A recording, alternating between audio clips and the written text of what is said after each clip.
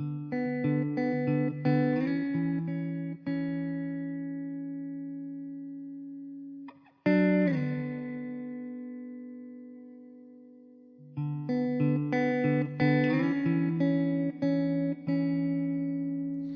besties, what is up? Welcome back to my channel.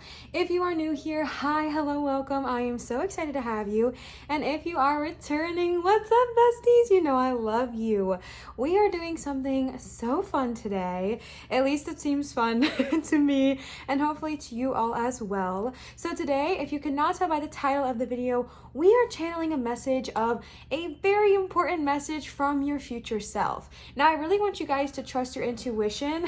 I swear, every time I start my AC chiming in, I really want you guys to trust your intuition here and think when you are receiving these messages, if you believe they are, 1 month future self, 2 months future self, 1 year, 5 years, 10 years, 20 years, whatever, because I am not putting a date on this. I am not putting a time cap on this. And with that being said, another segue is that this is in fact a timeless tarot, meaning that whenever you are seeing this, if you are seeing this the day it goes live, or if you are seeing this 5, 10, 20 years from then, this message is still meant for you.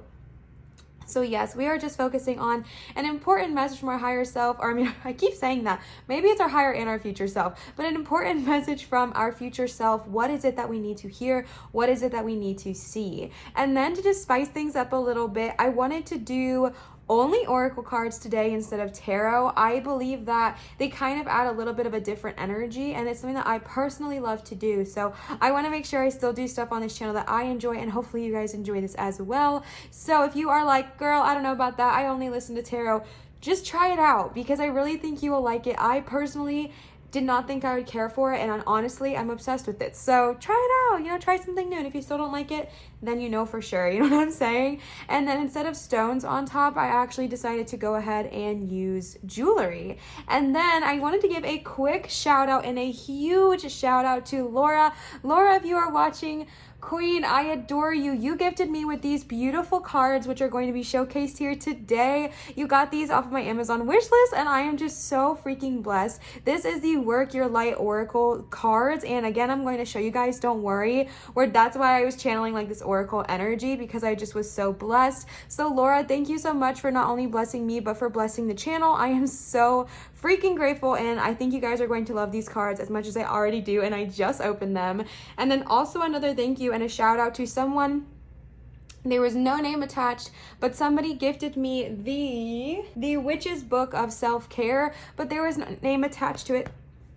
Excuse me. So if that was you, please just know that your gift was received with so much gratitude, and I am so freaking blessed. Thank you guys so much. I think those are all of my updates. If you are new to pick card readings, you can choose basically any way that you want on which pile calls to you. I'm going to give you close-ups so you can pick out of one of the 3 jewelry options provided here. You can pick based off of the card numbers 1, 2, or 3. You can go down in the description and see if your lucky number is there or your lucky emoji next to the time codes and next to the pile pick. You can trust your intuition and listen to all 3 piles and then just pick what resonates.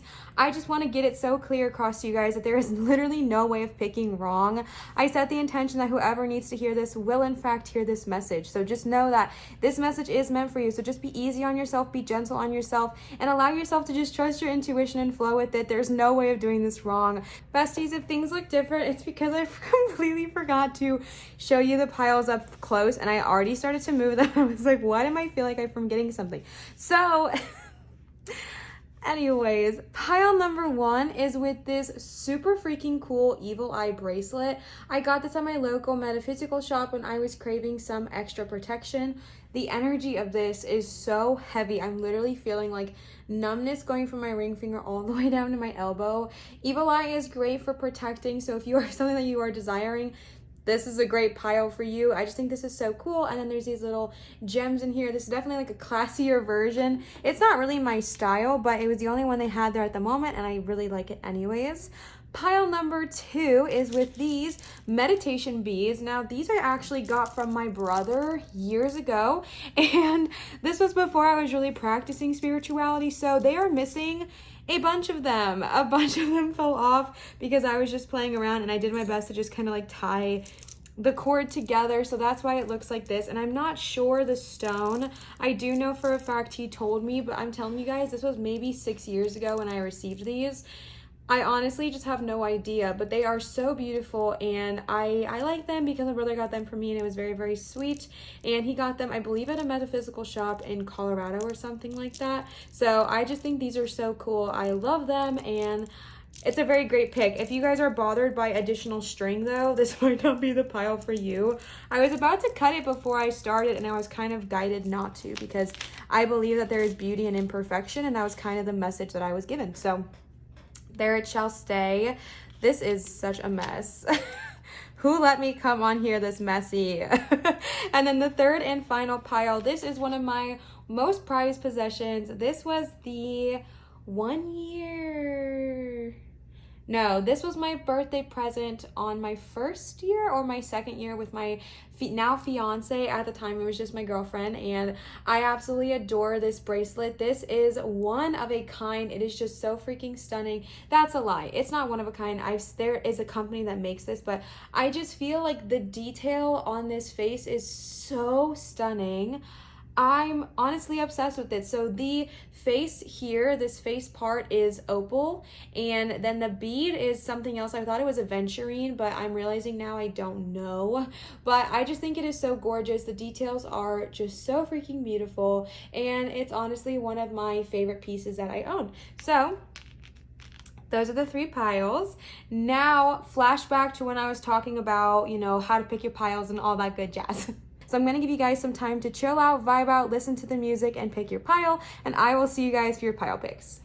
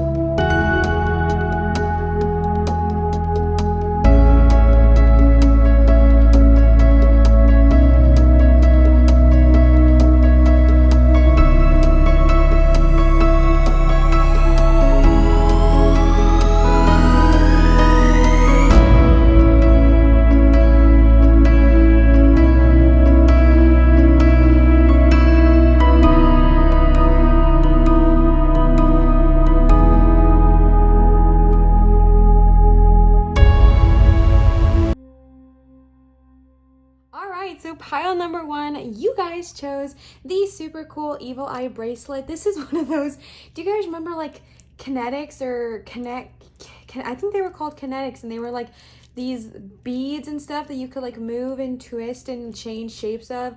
That's what this material of this bracelet reminds me of. It is so moldable, and I just think it is so freaking cool. Again, I mentioned in the beginning that evil eye is known for protection. It's also incredibly sacred, so this is a beautiful, beautiful protective thing to wear if you are, you know, feeling like there's some negative energy tracking you lately. So that is your guys' pick. Super freaking cool. So like I mentioned in my intro, we are doing Oracle only. And so I picked 3 different Oracle decks for you guys. These cards right here, the ones that we are using for the very first round of Oracle, these were gifted by Laura. Laura, if you are listening, just know how greatly appreciated these are. I've already fallen in love with them, and I think the channel will as well. So thank you so much for gifting me and everybody else who's watching today. I am so grateful for you. So we are going to start with these Oracle cards, then go into our other 2 piles. Let's go ahead and start off with the first 4. As a gentle reminder, the energy we are channeling today is an important message from our future self. The first card that you guys got is Sisterhood of the Rose. Yes, take a break. That's always important, besties. And boundaries. So as you guys already know, you guys know what's up. If it is a new book, a new deck, which lately there have been so many, well, 2, which is a lot for me because you guys have been gifting them. So I am definitely going to be reading the book for this one and for this one that I just was gifted as well from one of you guys, which is just so amazing. This is the deck. If you guys are interested, it'll be linked down below in my description if you guys are wanting to purchase it as well. So let's go ahead and see. The first card you guys got is Sisterhood of the Rose. I don't know how these are categorized. Sisterhood of the Rose, beauty and devotion, priestess, mystic, teacher. The Sisterhood of the Rose is a lineage of priestesses, and mystics who devoted their lives to serving. Why am I being so awkward today? Olivia, queen. The Sisterhood of the Rose is a lineage of priestesses and mystics who devoted their lives to serving humanity and seeding light consciousness all over the earth. A cross-section of ancient lineages, it is the path of devotion and beauty. Walking this path means being devoted to seeing and creating beauty wherever you go. The rose symbolizes the heart and the sacred geometry of all life. You are being called to notice the beauty all around you, particularly in nature, and hear the whispers of Mother Earth.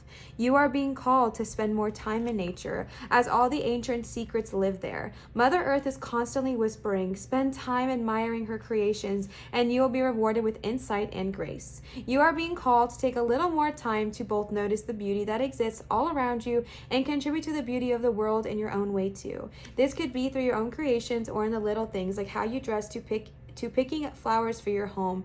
Every time you devote your time to creating beauty, you harmonize the planet a little more, and the shift in vibration can be felt.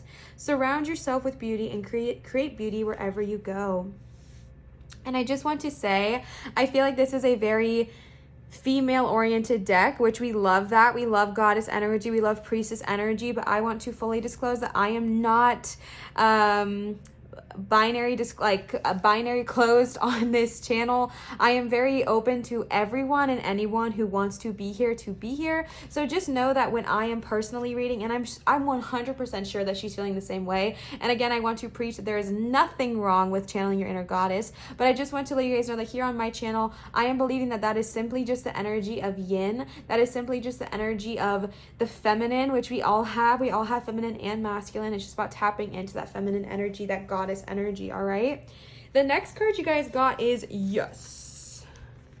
I already passed this one, and it literally just says yes, yes, yes, yes, yes, yes, yes, yes, yes, yes, yes, yes, yes, yes, yes, yes, yes. Just say yes. I feel like something big is going to be coming. I feel like there's going to be something that is like just a really great opportunity, and I feel like it's going to be very, very important. And I'm going to read the messages of the other 2 cards, but I kind of want to tell you guys what I'm channeling first, because sometimes I can get so overly eager and excited, and I want to read everything that I kind of block off my own interpretations, and I don't want to do that. So I'm going to first interpret, and then I'm going to go and read every single card, besties, don't worry. But the energy I'm immediately getting just from reading the Sisterhood of the Rose is that this is going to, something is coming up in the future, because again, we are channeling the message from your future self. Something big is going to happen. An opportunity is going to present itself, whether it is a new career path, whether it is a new devotional path, whether it is a new spiritual path, whether it is just something new, exciting, and beautiful that is coming your direction, coming your way, there is going to be an opportunity. And I feel like you got yes as a confirmation to, 1, know that something amazing is happening if you've been feeling stuck, and to 2, trust your intuition when this thing comes up, because you are being told yes, like go after the dang thing, go after what it is you want to do. But I want to remind you that I believe in saying yes when you listen to your intuition, okay? Trust your intuition. Trust that whatever you are going after, say yes, but trust your intuition and let that guide you to the right answers. Let that guide you to the path in which to say yes to. With the Sisterhood of the Rose, I feel like the reason they're talking about beauty and devotion so much is because it's going to be so important for you to feel good in your own skin, feel good in your own home, feel good wherever you're living, wherever you're being, however you're acting, however you're dressing, and to be connected with Mother Gaia going through this journey, because I feel like it's going to be almost like a life-changing one. I feel like it's going to be something that is so big, so beautiful, so amazing, but you want to be prepared for it. You want to accept it and receive it entirely. And then I feel this energy that it's going to be something so big, and it's going to be something that you're not really fully educated on how to handle, but you're just going after the dang thing because we're trusting that intuition. And I feel like sometimes when we start our own business, maybe we start our own path, whatever this big idea, this big passion, this big purpose is coming your way, we can very, very quickly get worked out or burnt out because we are just wanting to put in everything towards it.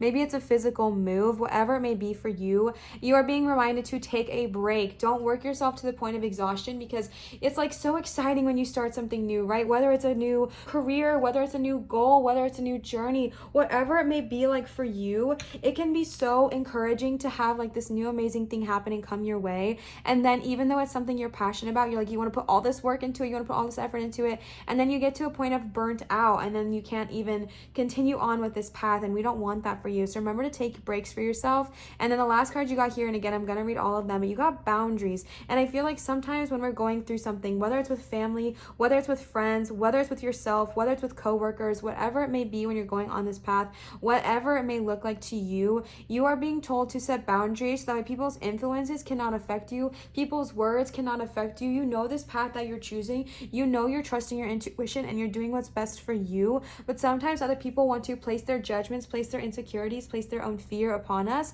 And I think it's going to be incredibly important during this time for you to set boundaries so that way you know that you are keeping your energy safe. All right. For the yes card, I literally opened the book and it just said yes like 50 times. Just say yes. So I'm gonna keep the energy there of like, I feel like something as big is coming your way, and I think it's going to be just incredibly important to, one, trust your intuition, and when you do, don't be afraid to take that leap of faith. Don't be afraid to say yes. All right. Then you guys got take a break, which I am going to read for you. A life's work, not a lesson. Get off the treadmill. It is okay to take a break and enjoy your creations, to take a moment from your busy schedule, to get off the treadmill of life, to appreciate and acknowledge all that you have created, achieved, released, or experienced before rushing on to the next thing, to be in the moment and enjoy where you are, to take a breath and regather your mind, body, and spirit, to recalibrate, appreciate, and celebrate, to decide on what you really want to experience next. If you take a moment, you are not going to miss out. Perhaps you have just completed a big project, manifested something significant in your life, released an old way of being, or just been burning the candle at both ends. Now is the time to take some time out before rushing on to the next thing. You did it. Enjoy yourself and recalibrate. Go on vacation, book a massage, take long walks in nature, go away for a rejuvenating weekend to recharge and replenish. Take a break and take a breath. This is such a cute card. So I feel like the energy I'm getting here is similar to what I already said, but you know what? Maybe another half of that is because this is future, so we don't know how like far and fetched in between these things are. And so maybe the yes is like, once you take this journey, second message, once you take this journey, once you take this leap of faith, once you take this energy and you just say yes, maybe you're just going to like receive all of this success, and it's telling you, okay, sit in your power, sit in your energy for a minute, let yourself receive, let yourself feel that, let yourself take a minute, take a beat, take a breath, and just relax, because sometimes, like I said, we can get so in our head that we forget to do so. The last of these cards that you got is boundaries. Where do you need to establish better boundaries? You are being called to create clearer boundaries in your life. This could be with your friends, family, or work. Saying yes when you really mean no leads to resentment, which is the biggest energy drain ever. At first, it might only be a little bit and not feel like a big deal, but before you know it, your energy field becomes porous and you are left feeling depleted, resentful, or taken advantage of. Saying no and having clear boundaries is actually a spiritual act. The most giving, loving, compassionate people are those with the clearest boundaries. For when they say yes, they are able to give unconditionally. When your boundary, okay, I feel like I need to reread that because I hear some people pleasers in the audience here. I hear some people pleasers tapping in right now, and they're saying to themselves, okay, yeah, but like it's not that simple, it's not that easy, because you know, maybe I do mean yes and I think I can do, but then I get burnt out. And I'm going to repeat this again. Saying no and having clear boundaries is actually a spiritual act.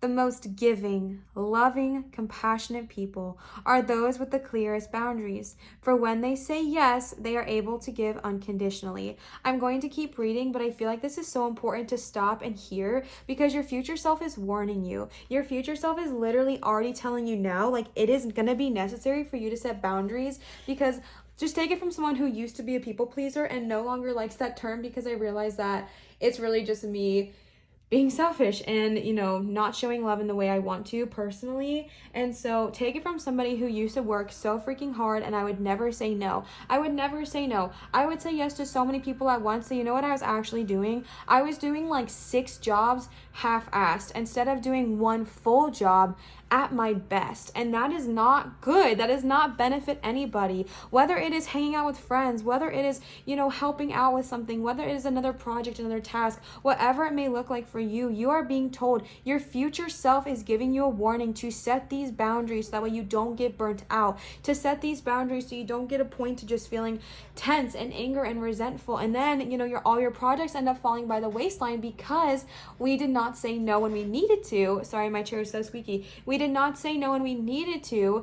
Ergo, is that the right word? Therefore, we are not coming through on the projects we need to come through on. And besties, that just does not serve anyone, and that leaves us just feeling so freaking bad. Oh my gosh, I'm so sorry. So do not feel bad for saying no. Saying no is not a selfish thing. Saying no is actually something so beautiful, and I love how they worded it, that it is actually a spiritual act. It is actually something that you are doing spiritually to set those boundaries for yourself. And those who set the clearest boundaries give the most, because they give them your all, because they know that when they say yes to this thing for you, it's going to be with their full intent, and that is beautiful. When your boundaries are clear, others know where they stand, and you are able to give freely. If you are not clear where your boundaries lie, this causes confusion, resentment, and energetic cords to be planted. If you are saying yes when you really mean no, you are likely needing something yourself. Ask yourself, what part of me needs something from them? It could be a need for approval, a fear of being seen a certain way, or a fear of loss. Okay, literally, I talked about this in a different video and I edited it out because my own insecurities got in the way of hurting people's feelings. But besties, this is what I was just saying, and I feel like this message still needs to be delivered. So I'm gonna drop something on you guys real quick, because I saw a post on Instagram by somebody. I want to say it was a holistic psychologist, but that's probably wrong, and I am so sorry if I am getting the crediting wrong. I saw it in a passing and I have no idea who it was, but I saw this post on Instagram that was basically talking along the lines of how people pleasing is actually more of an act of selfishness than it is an act of giving. And I'm gonna be super honest with you guys, this broke my brain and super offended me, because I was someone who my entire life, I honestly like set a label around myself as being a people pleaser, and I thought that that was like a compliment to myself, like, oh yeah, I'm such a people pleaser, like, oh, I'm such a people pleaser, whatever, oh yeah, little old me just trying to people please everyone. And I realized when I read this post, I read this thread of posts that was basically talking along the lines of, if you are trying to fully please someone, then that means that if they do not give you the reaction you are hoping for, you are still happy. And let me tell you guys, that was not me. For example, I would call myself a people pleaser, and I would surprise my girlfriend, now fiance, with something random that she didn't care about, but to me, like, she didn't ask for it, she didn't hint that she wanted it, but it was like something random that I was like, oh, you know what, she'll be like, oh my God, this was the coolest thing ever, or X, Y, and Z. And I just was like, you know what, but it's all out of people pleasing. Like, I'm just trying to please her. I'm really just trying to like randomly surprise her and give her a gift. And if she did not react the way I was expecting, I would get angry and resentful. And I was like, why are you not reacting that way? Besties, if I was trying to please her, would I care how she reacted? No, I would not care at all. And that literally broke my freaking brain. If you are saying yes to everybody, what are you searching for? Your future self is trying to get you to see this now. So that way when you go through this transition, maybe it is a business, maybe it is a new life path, maybe it is a new relationship, you have your head on your shoulders perfectly, because the energy that I am receiving here is someone who says no never and says yes always. But the reason is not pure. The reason that you guys say no, it could be out of fear. Are you afraid that if you say no, people will not like you? Are you afraid if you say no, people will feel like you're weak? Like, what is this limiting belief you have around yourself, bestie? What is it that we're not addressing? Because to call ourselves people pleasers, to call ourselves these people that are just trying to please everyone, there's a reason why you are trying to please them. You know, for me, like when it was with my employer, it was because I was seeking validation. I was seeking them saying how amazing I was, because I did not feel confident enough in myself to know my own worth, to know my own value, that I would bend over backwards for certain employers just for them to tell me how good I was or how amazing I was. And you bet your freaking butt, if they did not tell me how amazing I was pissed. I was pissed. And clearly, if I'm pissed about it, then I wasn't doing it for the right reasons. Because if it's for them and their pleasure only, I wouldn't care how they reacted. And so I feel like this is just such a loud message. And I feel like you're getting told this now, so that way you can prepare yourself for the future and really go into it with a good head on your shoulders. And I was scared of saying this because I know people in my own personal life who identify as people pleasers. And it's like a way of identifying for them. Like, it is a way of them feeling good about themselves in that way. But in all honesty, it broke my brain to realize that, oh my gosh, it's actually a form of like self-protection and a way of me, like, it's selfish for me to people please because I'm not actually doing it for the right intentions. And so I feel like that sentence, I just really needed to say it, right? And I'm going to read it again. If you are saying yes when you really mean no, you are likely needing something for yourself. Ask yourself, what part of me needs something for them? Is it a fear of approval, a need for approval, a fear of being seen a certain way, or a fear of loss? The best way to gauge your boundaries is to check in with your belly. Your belly is a second brain. It has an intelligence known as your gut feeling. Tune into this space when deciding what is okay for you. How does it feel? What is it trying to communicate with you? The message here is, where in your life do you need to establish better boundaries, okay? Like, I'm sorry for going on a tangent there, but that was just so freaking loud. Like, that was so loud to me. And I think it's because I've been told to say that for the past 2 readings, but my insecurities, literally my insecurities, okay?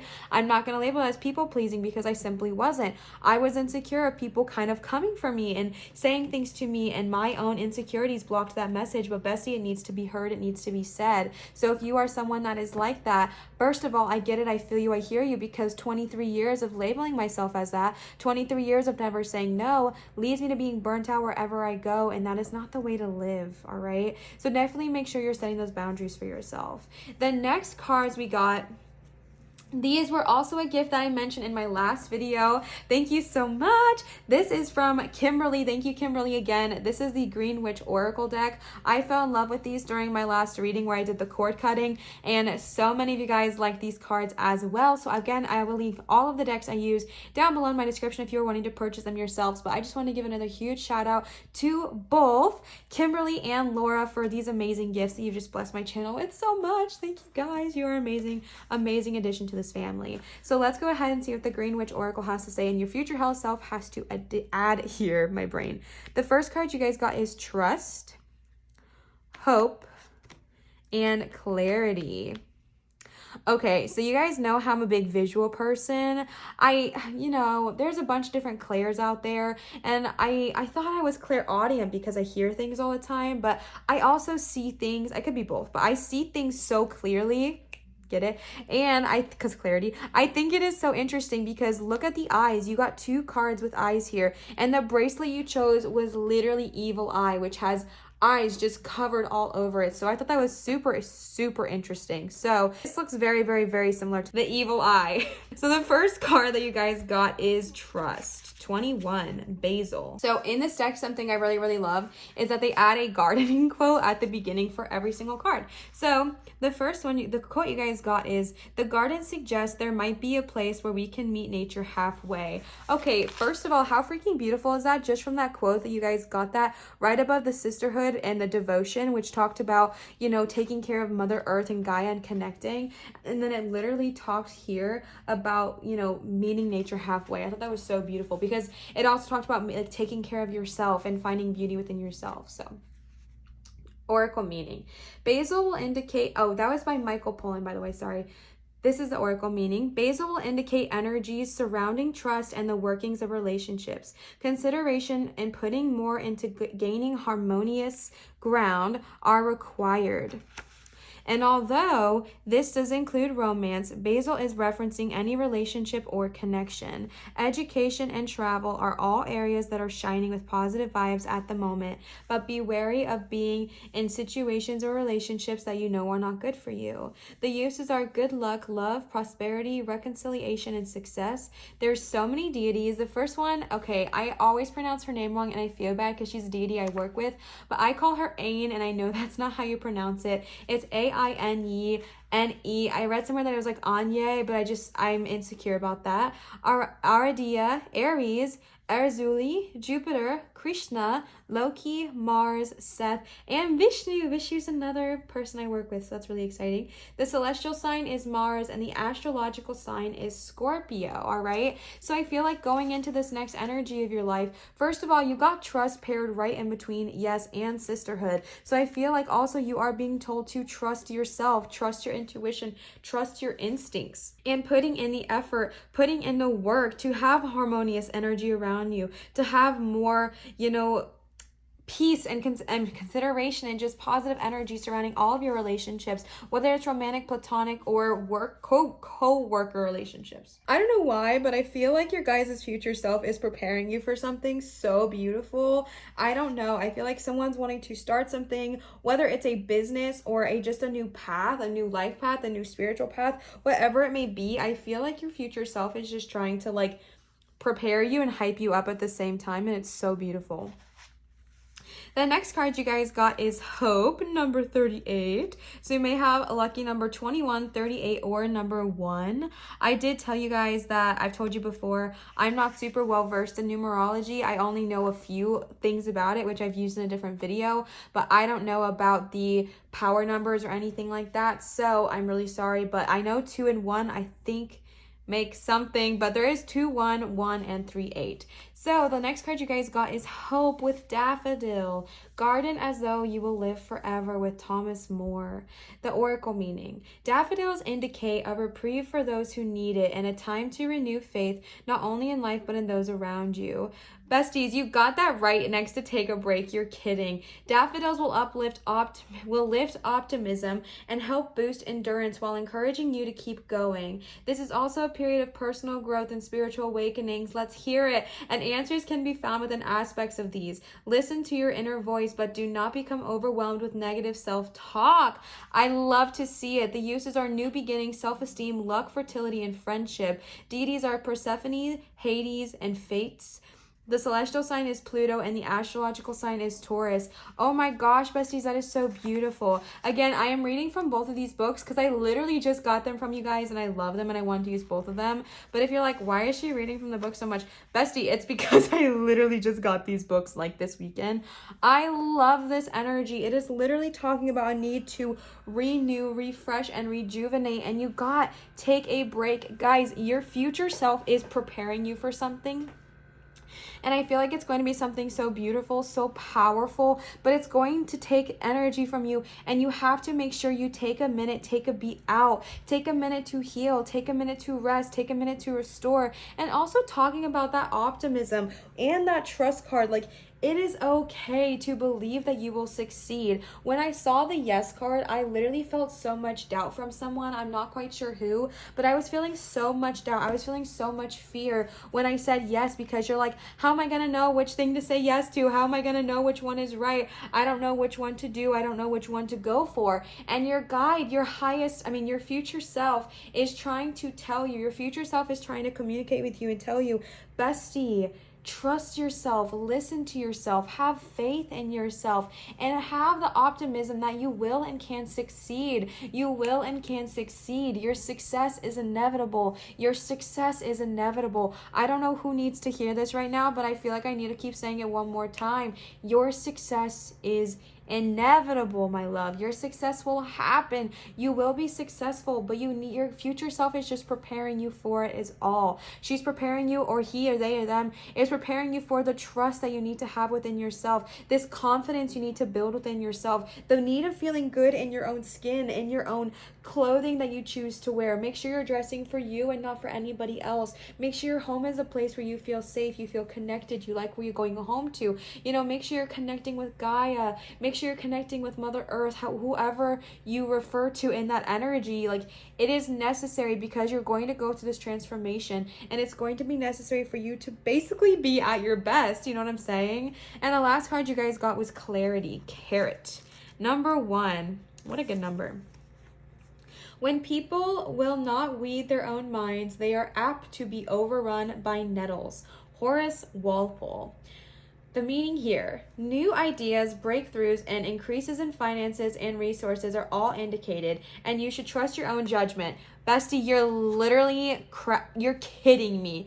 I'm not even joking. Can you guys see that sentence? I hope so, because I want you guys to know how serious I am. What have we been saying? What have we been saying? There is a strong chance of triumph over a difficult challenge and the opportunity for sudden growth in what you are currently undertaking. This is what we've been saying. Something big is happening. I'm so glad I got that card, because I felt like there weren't any cards saying that something huge was going to happen, but I just had this feeling, and that's literally what that is saying. That's literally what that's saying. Breakthroughs, increases in finances, resources, everything.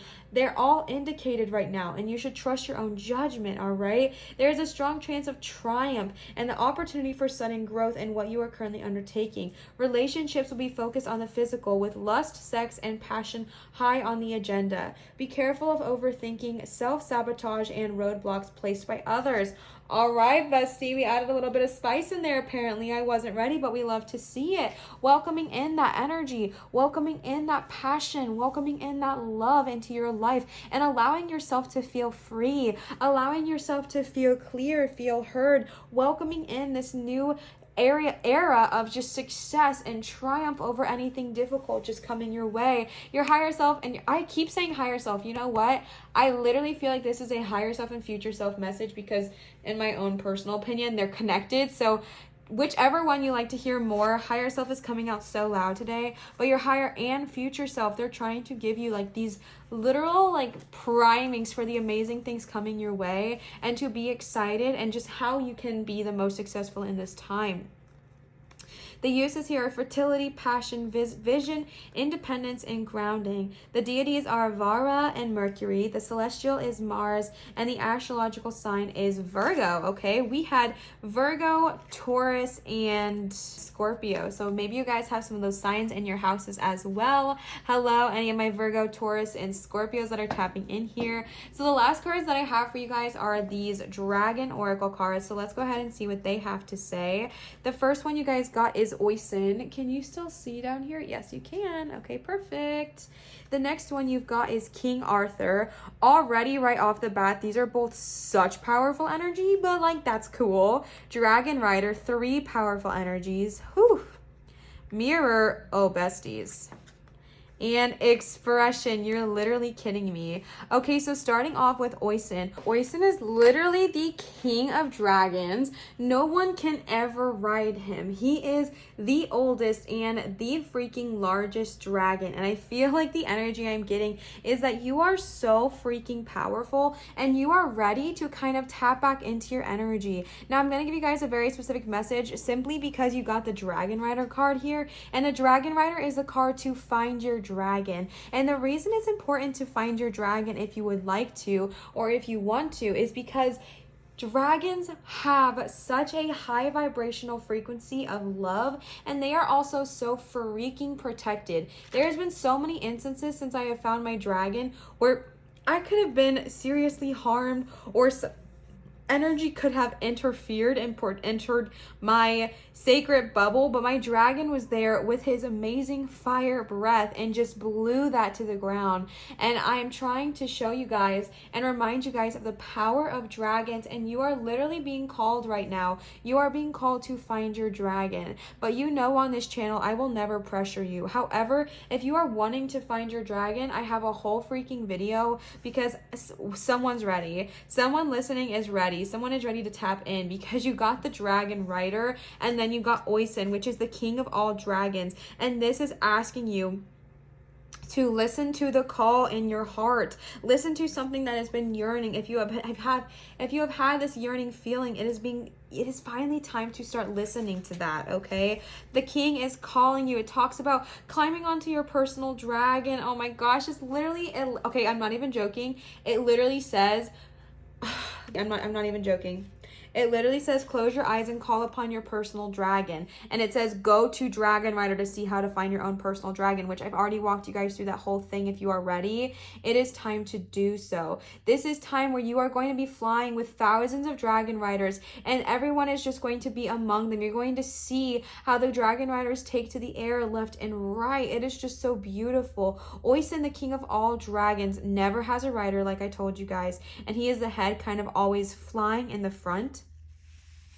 And again, the energy here is asking you to become aware that you are a divine being, to recognize the love that is within you and how unstoppable of a force it really is, because we are all in contact with the source. We are all source. Like, we are source. Source is within you, and source is within your being. It is just such a powerful energy. And the whole energy of Oisin, it's a whole meditation, which I cannot walk you guys through right now, but the whole energy of it is to acknowledge the power and the magic of love, and recognizing that yourself, that you are a divine being. And I feel like if someone has been feeling insecure, if someone has been feeling like they're not fully in their own power, okay, actually, yeah, bestie, I am getting so much pain in my left shoulder blade. Somebody is suppressing something. Somebody is holding on to something, and it is manifesting in your physical body. Last time this happened, multiple people commented that they were feeling pain in the exact same spot as me, so that's why I felt like I should say it.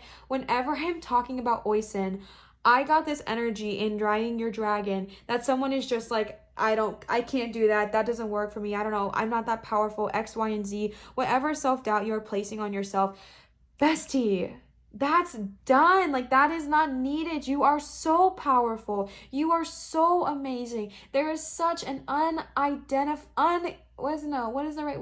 unshakable, unbreakable strength to you. You are love. You are pure. You have this ability to just radiate love, light, and magnificence. And bestie, you are being called to do so by the king of all dragons himself.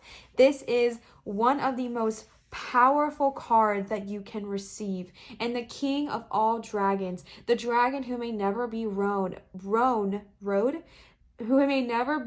is calling on you, who is calling on you now, and calling on you to take up your personal power, take up your energy, and acknowledge that you are a magnificent being. And paired with Dragon Rider, someone is feeling this yearning in their heart and is resisting it, and that's why I'm feeling that pain in my back. Someone is feeling this energy in their heart and their soul to connect to their dragon, and they're not letting themselves. And here's what I want to say to that. Bestie, do not push yourself. If you do not feel like you are ready to find your dragon, if you do not trust that energy yet, don't worry about it. Don't force yourself to do so. However, when you are feeling this yearning, when you are feeling this calling, please come back to this video. Please come back to this exact moment, and then click on my dragon, how to find your dragon video, because you are being so called. And I feel that pain in my back, bestie. I literally feel it. And I feel like it's time. It's time for you to do so, okay? Okay, I also just read in this book that they also have another way of finding your dragon, and there is a YouTube link for it. So I'm literally going to include that in my description down below. Click on whichever one your intuition tells you to. The one I did definitely had my own little spice. It was definitely a homebrew with interpretation. So take that however you will, but I wanted to let you guys know that I will also link the one that the author included as well on YouTube, because I didn't even know that. That is so freaking beautiful. The next card you guys got is King Arthur. This is another card which talks about the enormous power you have as a freaking dragon rider and the energy that our world needs. King Arthur is, King Arthur is someone who he did exist in reality. He existed in the real world, but that is not really the point here, because the point is that he lives within each and every one of you. This is the legend of a hero, and these legends of heroes, they plant a seed kind of in our hearts, and this is a seed of courage, a seed of freedom, and this is talking about deciding if you believe in these heroes, and if you choose to believe in King Arthur and his enormous fire dragon that rode with him and protected, it will awaken something within you. And this is just the energy of becoming your own hero or heroine in your own life. This talks about old values and courage and friendship, loyalty, tolerance, love, devotion, enthusiasm. They're returning, and it's so good to have them here within you. It is so good to welcome this love back within you. And you got another card, I believe it was Hope, that talked about optimism and coming back into that energy, and I feel like that is another important message for you here. I feel like you are being really called to tap back into the energy of enthusiasm and optimism, and understand that there is good in this world, there is beauty in this world, there is so much to be grateful for in this world. And I feel like you are being called to tap into the energy of the heroes, the legends, the amazing people that came before you, and the knowledge that they have. And you are being called, dragon rider, to freaking get on your dragon and help soar. All right, and then speaking of dragon riders, you got the card of the dragon rider. All right, this is literally the card saying this is your time. And dragons, the reason, oh my gosh, I'm sorry, I already mentioned this a little bit, but as a reminder, the reason dragons are so important, the reason dragons are so valuable, is because they just bring so much different, they bring so many different kinds of energy into your life. They deliver freedom, they deliver love. Their dragons want to help you feel free. Your dragons want to help you break free of the chains you feel around your life. They want to help you be free of the fears and the blocks that block you from the love that wants to flow into your life. And they want to break those blocks. They want to help you feel free, so that way you can just allow new streams of love, new streams of joy, new streams of happiness coming into your life. And dragons have so much power, and that is why there is beauty in this. And then again, I have a whole video on my YouTube channel talking about how to meet your dragon, and there's another link I'm going to link as well. And if you are ready, bestie, take that step, take that leap of faith, because you are being called now to become a dragon rider. And let me tell you, once you renew your covenant with your dragon, I feel like covenant is the wrong word, because it's not like a deal or anything, but once you renew your bond with your dragon, it's unbreakable, and it is beautiful, and it is something that is so life-changing, and something I wish I would have done sooner. And so you are being called to find your dragons, my love. Find your dragon. Tap into the frequency of unconditional love. Allow yourself to feel free. And you know what? I feel like the reason your future self is telling you to do so now is because, like I mentioned, this journey you're going to go on, this new exciting thing you're going to embark on, it's going to be a lot, and it's going to be beautiful. Yes, it's going to bring you success. Yes, but you're going to have to set these boundaries. And that means that people might get upset, and you have to know that that has nothing to do with you. And we have a lot of fears in our life, and we have a lot of things that we place on ourselves, and your dragons will help you blow those freaking fears to the ground with their intense fire breath. And your dragons will help you feel free. Your dragons will protect you, and your dragons will help you raise to such a high frequency of love. And that is why I think this is so freaking important right now, besties, because your future self is trying to prepare you for the beauty that is coming your way. The next card you got is Mirror. Mirror is such a powerful energy, because I feel like this is for my people pleasers, okay? I feel like this is for my boundaries friends who are listening here and maybe did not like what I was saying when I was talking about people pleasing. Maybe you are really uncomfortable with the idea of saying no to someone. Maybe you are uncomfortable with the idea of just setting those boundaries for yourself, whether it's in a relationship, whether it's with your parents, whether it's with your family, your best friends, your coworker, your employer, with yourself, whoever it may be. That person that is afraid of setting boundaries, this is who I'm talking to right now, my loves. Because a mirror, this is the energy that so many people have said things to you in your life. Maybe it is that if you have said no in the past, maybe people have put things on you like, oh, well, you're just weak, or you're not good enough, or X, Y, and Z. And I feel like, one, it's what people have said to you, and two, what you have perceived people to think about you, and the way that you may have created things. Because let's be honest, sometimes we don't know what someone has actually ever said about us, but our brain just goes so fast and so strong that we can literally create a whole scenario that someone, talks shit about us and created a whole drama, and we literally can get actually mad at them and feel like it is real, when in reality it was not. And I'm getting that energy from a lot of you as well. But with that being said, I do think this is placed what people have said about you, and it has created this not ego, but like alter vision of yourself that is so untrue. And the message here is to break the freaking mirror down, because these are just perceptions around yourself. These are perceptions that you are perceiving. These are perceptions that other people have placed upon you. This is the idea that if you say no, you are weak. If you say no, that people will leave you. If you say no, people will be upset with you. If you say no, it makes you selfish. If you say no, it makes you whatever. These are all perceptions, and it is such a loud message I am getting. And I'm feeling so much resistance from someone. Someone who is listening is resisting everything I'm saying because they do not want to admit to themselves. And bestie, that's okay if you are not ready. Sit in your moment, sit in your healing. But when you are, come back, because it is time to let go. It is time to shatter the mirror and understand how much power lies in saying no, how much power lies in setting boundaries, how much power lies in being truthful, because we're lying essentially. Because if we're saying yes but we actually feel no, we know that we cannot provide them what we are saying we can, and that's simply not fair. And I feel like you are being called, I feel like you are being told to right now.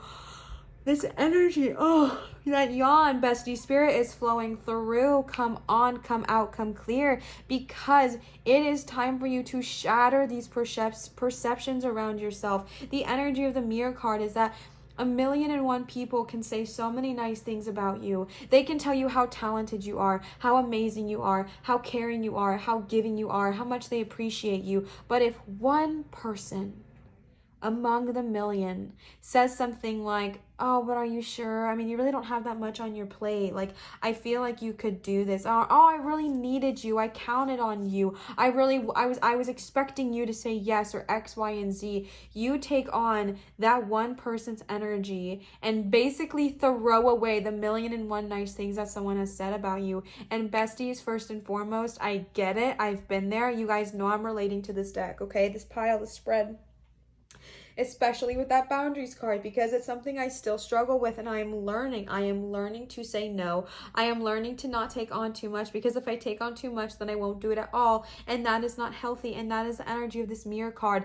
Take down those mirrors, take down those perceptions of other people that have been placed on you. Take down those ideas that if you say no, you are selfish. Take down those ideas that if you are no, someone's going to leave you. And bestie, I'm not saying that hasn't happened to you. I'm not saying that, because I know that oftentimes these fears, these doubts, these insecurities, they stem from an experience. And I'm not trying to discredit that, and I want you to understand your feelings are your feelings. Your feelings are valid. But what I'm trying to get across to you, what I'm trying to make sure is super freaking clear, is the fact that you have the capability to break free of the mirror. You have the capability to break out of the shell and allow yourself to feel free, allow yourself to feel whole, allow yourself to feel this energy of just releasing, and allow yourself to set those boundaries and accepting the fact that the 1,000,001 nice things that people say are honestly probably true. And the one nice, nasty thing that someone says about you is not.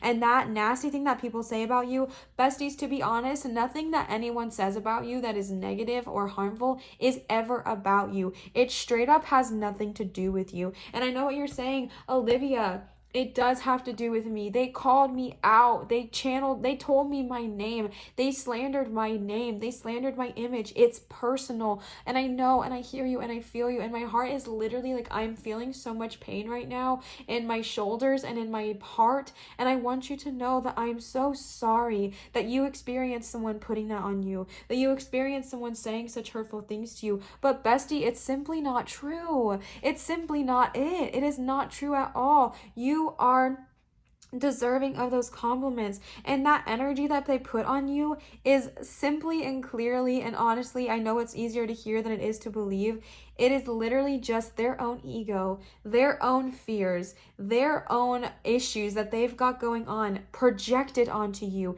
It doesn't have jack squat to do with you. And I'm so sorry, because I know that those feelings do not go away overnight. I know that those feelings are hard to hear, that is hard to swallow, but it's so important for you to hear that it has nothing to do with you. What you saying no does not make someone mad at you. It makes them frustrated because now they have to put in more work, whether it's with finding someone to say yes or whatever.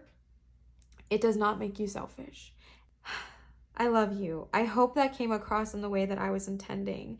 The last card that you guys got is the Expression Dragon, which is, again, one of my all-time favorite dragons. I feel like with going on this new path, with going on this new journey, it is going to be so important for you to work on that throat chakra, bestie, and express yourself, express the energy in which you have. And now, y'all know I'm always so freaking honest with you. I don't remember the colors of the chakras. I have so many books on it, but my brain just constantly forgets. But I feel like blue is the throat chakra. Watch me be totally wrong, but expression is all about that. So I feel like if it is the color of the throat chakra, that's kind of cool. But expression is about the time to like literally understand that this is a card of communication. This is the card of speaking to other groups, other people, self-expression, whether it's painting, singing, drawing, cooking, dancing, whatever it is, challenging yourself to find a new suitable way to express yourself, whatever it looks like, whatever form it looks like to express yourself. Let me be clear. For the good of all and harm to none. I don't want anyone misunderstanding or misconstruing what I am trying to say, but for the good of all and harm to none, express yourself in some way that makes sense to you, in some way that makes you feel alive. And besties, if you are a speaker, if you are a singer, if you are someone who is using their voice in a business, if you are someone that is using their voice to create, it is time to open up your throat chakra and allow your words to come through. And understanding, again with that expression, holy freaking moly, extra meaning here. Again with that expression, and I meant to say again with that boundaries card, again with these two together, setting your boundaries and allowing yourself to express your honesty, allowing yourself to express your truth, allowing yourself to express your words, express your meanings in exactly the way you are intending, and that they are going to be coming off exactly how you are intending, that you are understood, you are speaking clearly, loudly, passionately, and that what you are trying to say is being heard. And expression just talks about in any way you need to express yourself. Don't put it off. Now is the time to do so. Express yourself, feel the power, feel the joy, feel your energy and your frequency rising. And if you are just feeling unsure of yourself, if you're feeling scared to embrace your own truth, if you're feeling scared to open up that throat chakra and talk about the things you need to talk about, vision this dragon, visualize him. I said vision, but I meant envision, not like vision from Marvel, but envision this dragon and envision them standing behind you, okay? Envision them. They're so beautiful. They're so magnificent. And if you envision this dragon standing behind you when you feel afraid of saying no, when you feel afraid of expressing yourself, when you feel scared of expressing your truth, your power, your knowing, envision this dragon. And this dragon is simply that powerful that it will clear away all of those negative emotions, and then you can step forward and up to the plate, okay? Besties, your future self is so powerful. Your future self is priming you and getting you ready for this new journey, this new energy you are taking on. And it is going to be so beautiful. You are going to have so many amazing things coming your way. And it is just going to be so important to find your personal power and speak your truth. And finding your way to express yourself is going to help you set those boundaries, okay? I know that this was a little bit of a shorter video than my usual ones. At least I think it is. I don't even know how long I've been doing this for. But I know I only did Oracle, but I hope this still was something that you guys enjoyed. If this was something that you did enjoy and it was maybe something that resonated with you, please feel free to leave a comment down below in the comment section. I love interacting with you guys, and I just love reading all the comments. You guys are so nice to me, and more importantly, you are so sweet to each other, which is something that I don't even know how to express my gratitude towards, is people uplifting each other in the comments. That is something I've been manifesting for years, and I'm just so blessed that it is also my reality. So thank you guys so much for all of your love and support in the comment section, and definitely feel free to comment down below. It also helps my channel growth a lot. So if that's something that you are wanting to contribute to, as I am still a baby YouTuber who is working on her growth, that is an easy way to do so. Also, I wanted to give another huge shout out to Laura for the amazing Work Your Light Oracle deck. And again, another shout out to Kimberly for the beautiful Green Witch Oracle deck. You guys have blessed this channel so much, and I'm so incredibly grateful for you. If you are wanting to gift me or this channel, you can find my Amazon wishlist down below in my description, as well as my Venmo if you are wanting to tip. Neither is ever required, obviously, but so appreciated. And I just love giving I love sharing what you guys give to me onto this channel, so that way we just keep giving back. Y'all feel me? So thank you again so much. I want to give you guys a gentle reminder that I am taking private readings at www.marinatarot.com. But if you're wanting to book a private reading with me, there is definitely the place to do so. And I think that is all of my updates. Definitely make sure to follow me on Instagram if you want. It is the exact same name as my YouTube channel, Lives Light. I am much more interactive on there, and I get to open your guys' gift live, and it is so much fun, and I just love interacting with you guys, and I love the community that we are building on both platforms. So thank you guys again so much for watching. Thank you for being so freaking incredible. We are almost to 4K, which is so crazy. I don't even know. I'm so overwhelmed and so blessed. So thank you guys so much for all of your support. I'm so happy that this family is growing, and I'm so happy to have all of you here. Thank you for everything. Always remember to show where there's love, show your light, and shine so bright. And I will see you guys for my next video. Bye, pile 1. You're amazing. All right, you guys chose pile number 2 with the super cool meditation beads, which again, I don't know exactly the stone that is on them, simply because, besties, this was 6 years ago, and it was a gift from my brother, and I know for a fact he told me at the time, but I just don't know. But regardless, I'm trying to show you guys, they are stunning. I am so thankful. Brother, if you are watching, which I highly doubt you are, but if you are watching, just know I'm thinking of you, and I'm very, very grateful for these stunning beads. I just love them. Like I said, they are missing quite a few, but I just got the energy that imperfection is beauty. So that is your guys' pick. As a reminder, we are channeling the energy of a message, an important and urgent message from our future self. And as a reminder, this is an oracle only reading, but it's just as fun. So we are using 3 oracle decks here today, 2 of which are gifts from you guys, which we'll get into. And right on that beat, I want to give another huge shout out to Laura if you are watching. Thank you again for blessing us with this Work Your Light Oracle deck. It is so amazing. I'm already in love with it, and I think that everyone else will be in love with it too. So thank you again. So starting right off the bat, you guys got Get Grounded, Soul Family, Protection, and Keepers of the Earth.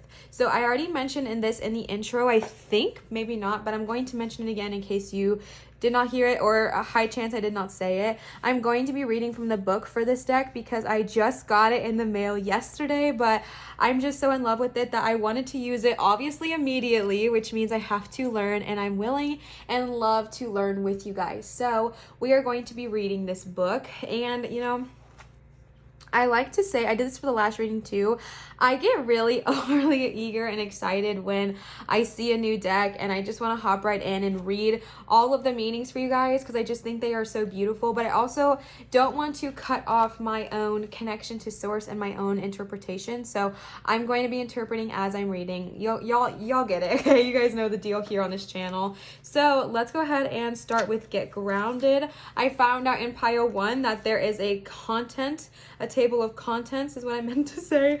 So now I know how to find it because this is not alphabetical or numbered. So that was fun. It was fun to search for these in pile 1. All right, 66, page 66. Get Grounded. This is for the empaths, highly sensitive, and those to connect with nature. So let's go ahead and read what this card says. First of all, I want to say these cards are so beautiful, by the way, right? Like, I'm obsessed with them. They kind of remind me, and I mean this in like such a high complimentary way, of like those really cool PixArt edits I see, and I just think they are so cool, and that's totally the vibe this gives me, and I totally mean that in a compliment, so I hope it comes off that way. You are being called to get grounded, to ensure that your luminous field is clear and your inner well is full. If you're not grounded, it's all too easy to get swept up in other people's energies and mistake it for your own. Ain't that the freaking truth, my empaths out there? I see this is why it's for y'all, okay? Fellow empath here, and let me tell you, I can confirm, 'tis true. It is a very true fact.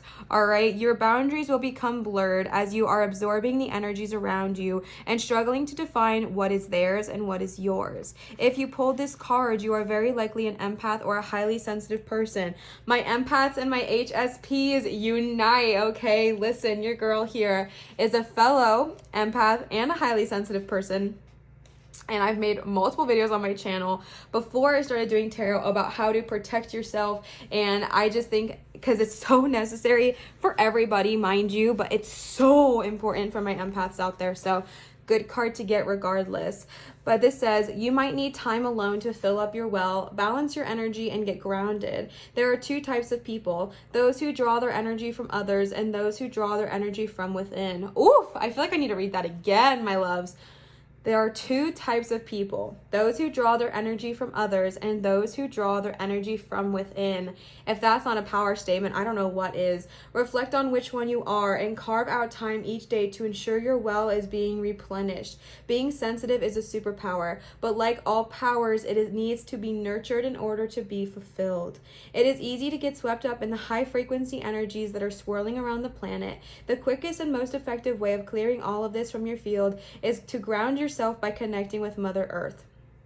Besties, full disclosure, because I am an empath, because I'm a highly sensitive person, doing readings for thousands of people now, shout out to you, it can be a lot energetically because I can take on all of that. So every single time in between my readings, I have to go outside and go ground and connect with Gaia or Mother Earth, whatever name you would like to use, because I simply would not be able to continue doing readings because I take on so much energy. So very, very, very important. There are many ways to get grounded. One of the most powerful ones is to practice earthing by connecting to the power of Mother Earth. Spend time in nature, put your hands on a tree, your palms are extensions of your heart chakra, or walk barefoot on the earth. Do something to get grounded and connect with the earth, okay?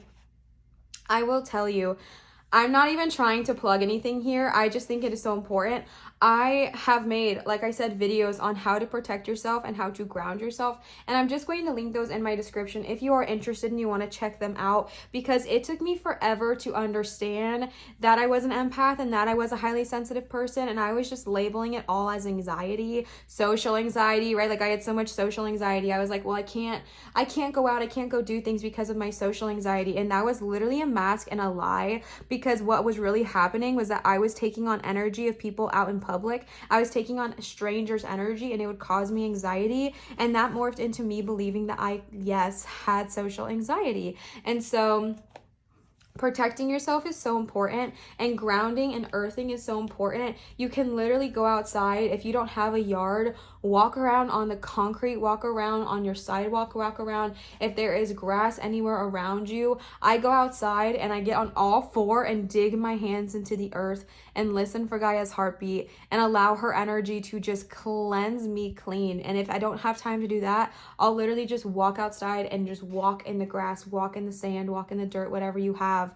Don't be afraid of getting dirty, bestie. You need to ground yourself. If I feel like, oh my gosh, your future self is telling you this now, because there might be an opportunity coming to you where you might be in an energy of just being surrounded by a lot of people, a lot of people's energy, a lot of people's, you know, beliefs, morals, what have you, a lot of people's frequency. And if you are not protected, it can get overwhelming, bestie. It can feel like you are being crushed by the universe, and it forms into us just wanting to be inside all the time, or us not wanting to leave our house, when in all reality it's just not us. It's just us not being able to protect ourselves. So it's definitely so important to do so. And so I definitely think that your future self and your higher self, my cat just came in, they are trying to kind of prepare you and where you are now, to learn these techniques now, to learn to ground yourself, to learn to protect yourself, so that way you know that when you go through whatever it is you are going through, how to protect and cleanse yourself, okay?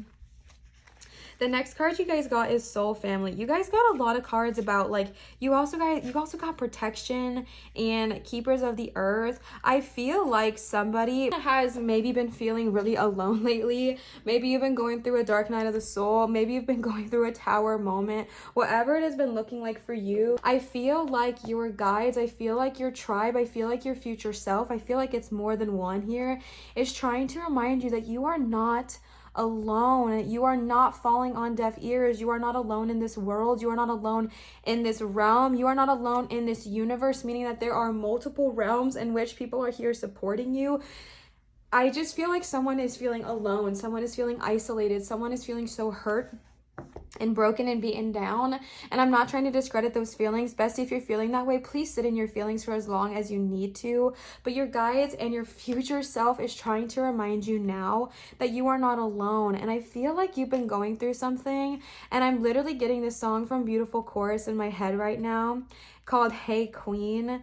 And that is so powerful. I'm like about to cry. And there's this line and it goes, hey queen. I don't know, I don't like singing on camera, but it goes, you are not alone. I don't know how to sing it on here, but it literally says, hey queen, you are not alone. You have people like surrounding you and supporting you. And it sounds better in my head than when I sing it, but please go listen to Spotify, Hey Queen. You know what, I'm gonna link that one in my description as well, because someone needs to hear it, because I clearly did. My cat is about to join.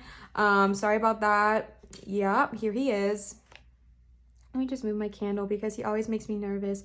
He's addicted to fire, guys. I don't know. He is a Leo. His name is Leo. It's a whole thing. But I feel like if you have just been going through the dang thing and feeling so alone, feeling so isolated, your future self is trying to give you a hug and saying, you are not alone. You are not alone in this earth. You are not alone in this path. You are not doing this alone. And if you feel alone, this is incredibly rude. Leo, bugs.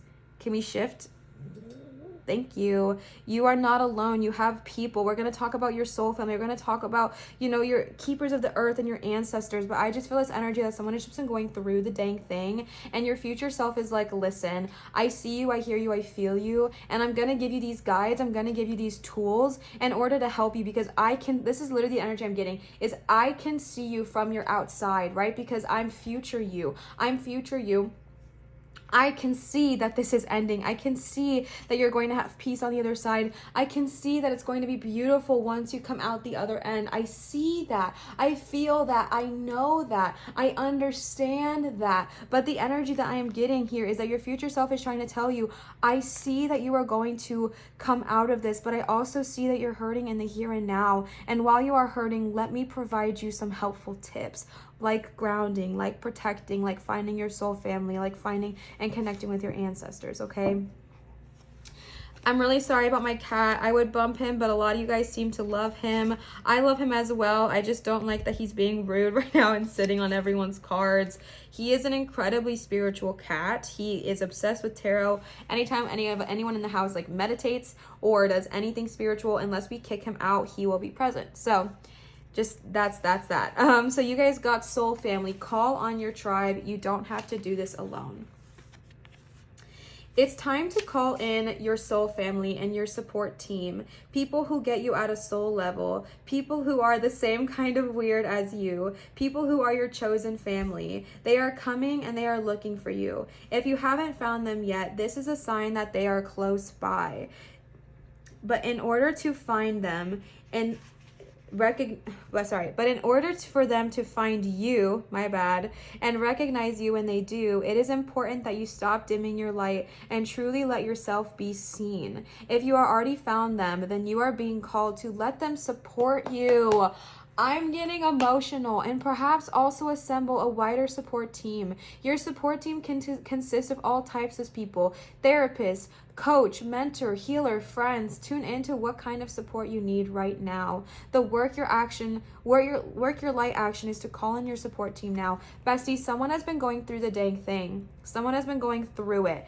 Somebody here has had a hard but time lately. Who is it, my loves? I hear you and I feel you.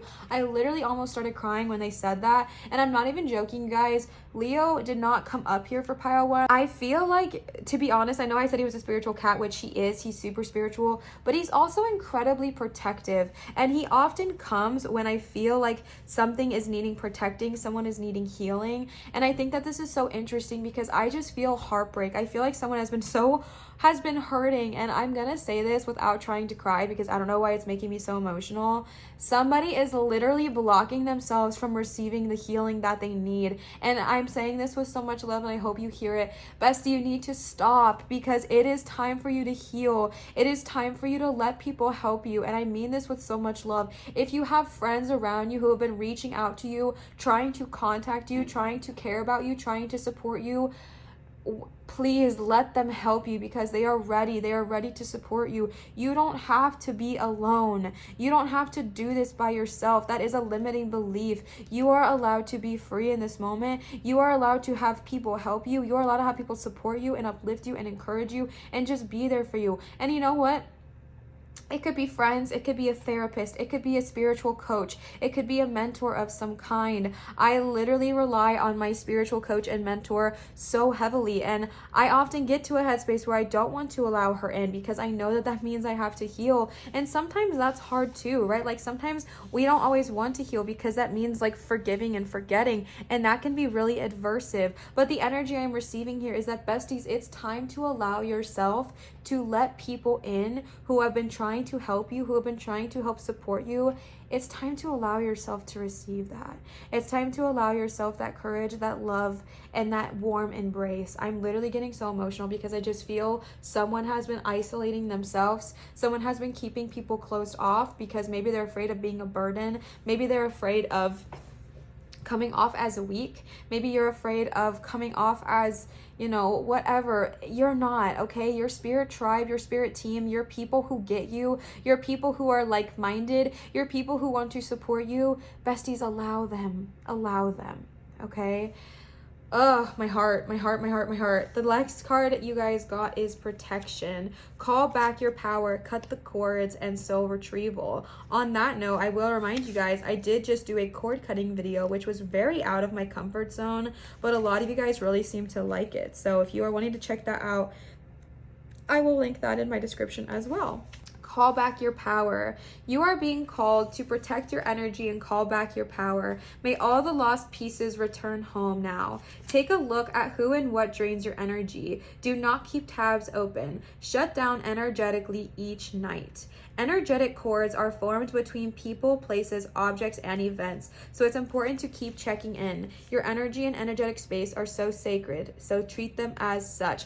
Besties, I'm going to keep reading, but give me a second, because literally this is another card of my empaths, right? Energetic cords. When you go out in public, you can form these energetic cords with people. If you hear a sad story, you can form an energetic cord to them. If you see something that you don't agree with, you can form an energetic cord to it. If you bump into someone in a grocery store, you can literally form a cord. I've done it so many times. Keeping your energy clear takes work. As we go through life, we can give away our power. So it is important that we call it back by cutting energetic cords or doing a form of healing known as soul retrieval. Can you think of a traumatic event, relationship, or soul memory that you are being called to call your power back from? Check into your body now and see which chakra feels like it needs a bit of an energetic cleanup. This one actually has a whole thing to do, so we're going to do that together. It's not just a mantra activation, it's a whole thing. Okay. So this says to hold the card on the chakra or chakras that need cleansing. So what I'm going to have you do, because obviously you can't hold it, is to feel the energy on the chakra in which you feel like you need healing. And this says, I call back any lost soul fragments, power, or light now. Any vows, soul contracts, hexes, or programs from the past or present, from this life or others, that are not in the highest good of all, I relinquish now. Any power or light that I have willingly or unwillingly given away or had taken from me, I call back now. Any cords or attachments from this life or others, I release now for the highest good of all. And so it is, and so it is, and so it is. Besties, this is so powerful. Like your future self is literally here helping you and saying, all right, come on, let's get ready to heal, because you're going to freaking bloom. I understand you've been sitting in this hard energy. I understand that you've probably been struggling for a while. I understand that you might be hurting, you might be going through it. Actually, I freaking know you are, and your future self knows this. Your future self is saying this, and they're saying it through me, but they're trying to give you ways of protecting. They're trying to give you ways of grounding. They're literally trying to give you tips, tricks, and how-tos in this present moment to get yourself out of this situation that you are feeling right now. You got a grounding technique. You got a reminder to reach out to those who are trying to help you, those who are wanting to help heal you, help guide you, that it is not a weakness, it's a strength. And then you are literally given a protection and a cord cutting bit. I feel like your guides are just trying to give you, like, I'm literally getting a tips, tricks, and how-to moment right now, and that is so freaking powerful. Your higher self, and I keep saying higher self, and that's what I said earlier, is that I think it's a little bit of both, because in my own personal opinion, your highest self and your future self are basically one and the same, because we're all one. And I feel like your higher self, I feel like your future self, they already know that you're hurting, and they're wanting to help you heal now, because they know you're going to come out of it, and they're trying to guide you in a way to do so where you can feel less alone and less like you're in the here and now of the hurting. Okay, the last card you guys got for this is Keepers of the Earth. You are not alone. Again, that song just popped into my head. Wow. Ancient ancestors stand beside you. You are so supported. You do not stand alone. You have a magnificent team of helpers, both in this world and of the earth, who are here to help you every step of the way. Call upon them for assistance. They are here to help. The keepers of the earth acknowledge the work that you have done already and are ready to work through you. They bow, okay, homie. They bow at your feet and thank you for wanting to stand for them, to devote your life to protecting the earth in your unique way. It's time to increase your capacity to receive support in the physical realm. This can come in the form of financial abundance, active service from strangers, or people flocking to help you in your work. What? Oh, you are not alone. Hey queen. I hope someone knows that song and I don't just sound crazy. The only thing that is stopping you right now is your capacity to receive support. I'm going to say that, and I'm going to say it again. The only thing that is stopping you right now, bestie, let's hear it. The only thing stopping you right now is your capacity to receive support. Someone is blocking the flow of support. Someone is sitting and saying to themselves that they do not deserve support. They do not deserve this kindness that people are trying to give to you. I feel like your guides are trying to push you, tell you, acknowledge, and remind you that you are not alone in this world. You are not alone in this earth. You have been going through the dang thing, and that's what I was saying. Somebody is Somebody is blocking themselves from support. Somebody is blocking themselves from receiving love, care, compassion, and kindness. And that's what I'm getting with that soul family. Somebody in your life is wanting to reach out to you. Someone already has reached out to you. Someone has checked in. Someone has offered you something. Somebody somewhere is helping you, and you are not receiving it. You are not allowing it. You don't even want it. You don't want to hear it, see it, be a part of it. You are closing it off. And your guides, your spirit tribe, your people are trying to help you, tell you, and teach you that, bestie, no, like that is not in your highest good. It is time you are ready to release and receive and allow yourself to receive good in all ways. The only thing stopping you in this moment is you. And I'm saying that with so much love, and I hope you hear it that way. You deserve to be rewarded for the work that you are doing. You do not need to go at it alone. Call upon the keepers of the earth to help you and your mission. Open your heart and your mind to receiving more than you ever thought possible. What kind of support do you need? Call it in right away. That is the second message that we got. That was like, call it in now. Call it in now, my loves. Call it in now. Here is the work your light activation. This is another card, and it says to hold it on your heart. So just envision for me, okay? All right. I am shaking so much. I'm sorry. I am open to receiving a whole new level of support for my life and my work, and I call it in now. Thank you. Thank you.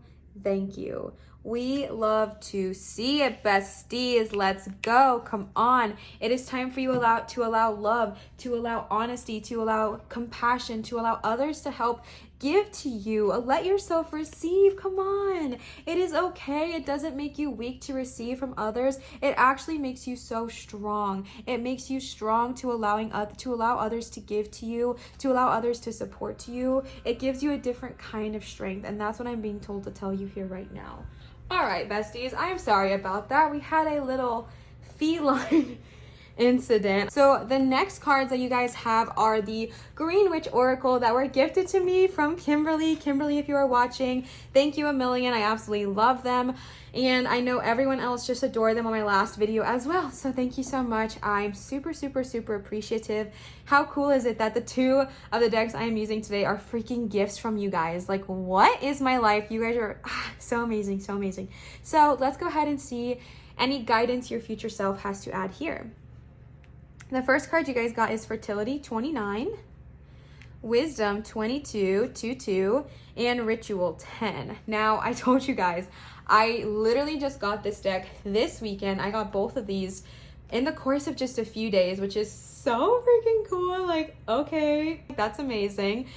And so I'm still reading this from the book as well. So yeah. Oh wait, no, I got these. I'm wrong. I'm literally so wrong. I got these quite a few days before the Work Your Light deck came in. However, I have only started using these, I've only used these once, so I'm still definitely new to them, and I'm gonna read them. You guys got Fertility 29 with Watermelon. This is a Chinese proverb that says, life begins the day you start a garden. The meaning of this card: the nurture of elements around you is highlighted, and watermelon energy shows that you will reap what you have sown. The wisdom of nature is at the forefront, and answers, discoveries, and inspiration will be found there for you. Plan well, stick with things, and look after those around you. Challenges may be a failure to connect with others in inauthenticity. Uses are sex magic, strength, aphrodisiac, blood substitute, and peace. Deities are Set and Yamaya, who's one of my deities. Celestial sign is Mars, and astrological sign is Leo. So we may have some Leo energy tapping in here.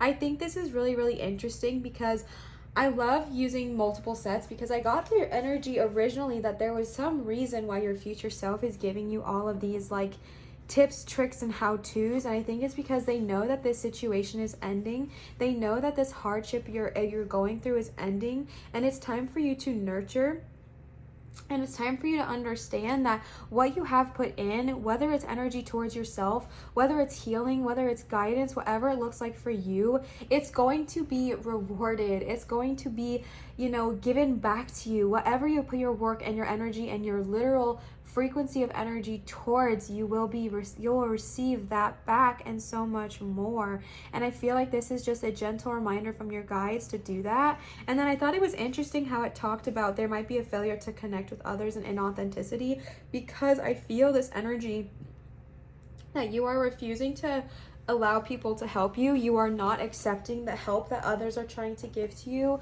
whether it be in the form of a, event session or therapy, or reaching out to a spiritual coach, or literally whatever, a mentor, a teacher, a family member, a best friend, a regular, it doesn't matter, whatever it looks like for you. I already read that card. If I'm talking lower, it's because I literally just choked. And I feel like you are being reminded here that it is important to connect with others. It is important to be your authentic self. It is important to stand. I say this quote so often now because I watch fellow YouTuber here and good friend Chloe Taylor, and she always talks about standing in your own authenticity, and that's literally the energy I am channeling right now. It's so important, not in authenticity. Sorry, besties. It's so important to stand in your own authenticity. I think that's what I said, but now I can't remember. And the energy here is to do that exact thing. Stand in your own authentic truth. Stand in your own authentic power. Take a note from Chloe, okay? Stand in your own truth. Stand in your own knowing. And like she says, it inspires those around you to do so. By standing in your own authenticity, that means that you allow others to help you and to help you grow and to lean on others, because you know that your authentic truth is not weak. So you receiving help does not make you weak. Also, you guys got the numbers 2922 and I don't know why I said 29, 22, and 10. So those might either be lucky numbers for you. I'm very open with you guys on what I do know and what I do not know. I know a tiny bit about numerology, but I don't know enough to try to, educate or talk too much about the topic. But if you do know about numerology and those numbers mean something to you, take that, bestie. Take that, okay? 222 is a very important number in my life, so I think that's kind of cool. And whatever numbers mean something to you, it could be your lucky number. However you want to receive it, let that receive, okay, bestie? Wow, you guys got, oh my god, all three of these are Leo.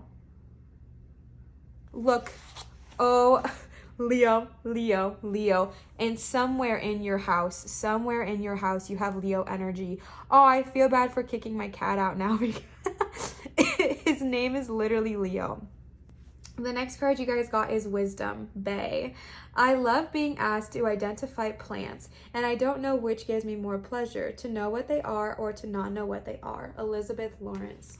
The meaning of this card: external assistance should be sought, which can take the form of personal consultancy or research.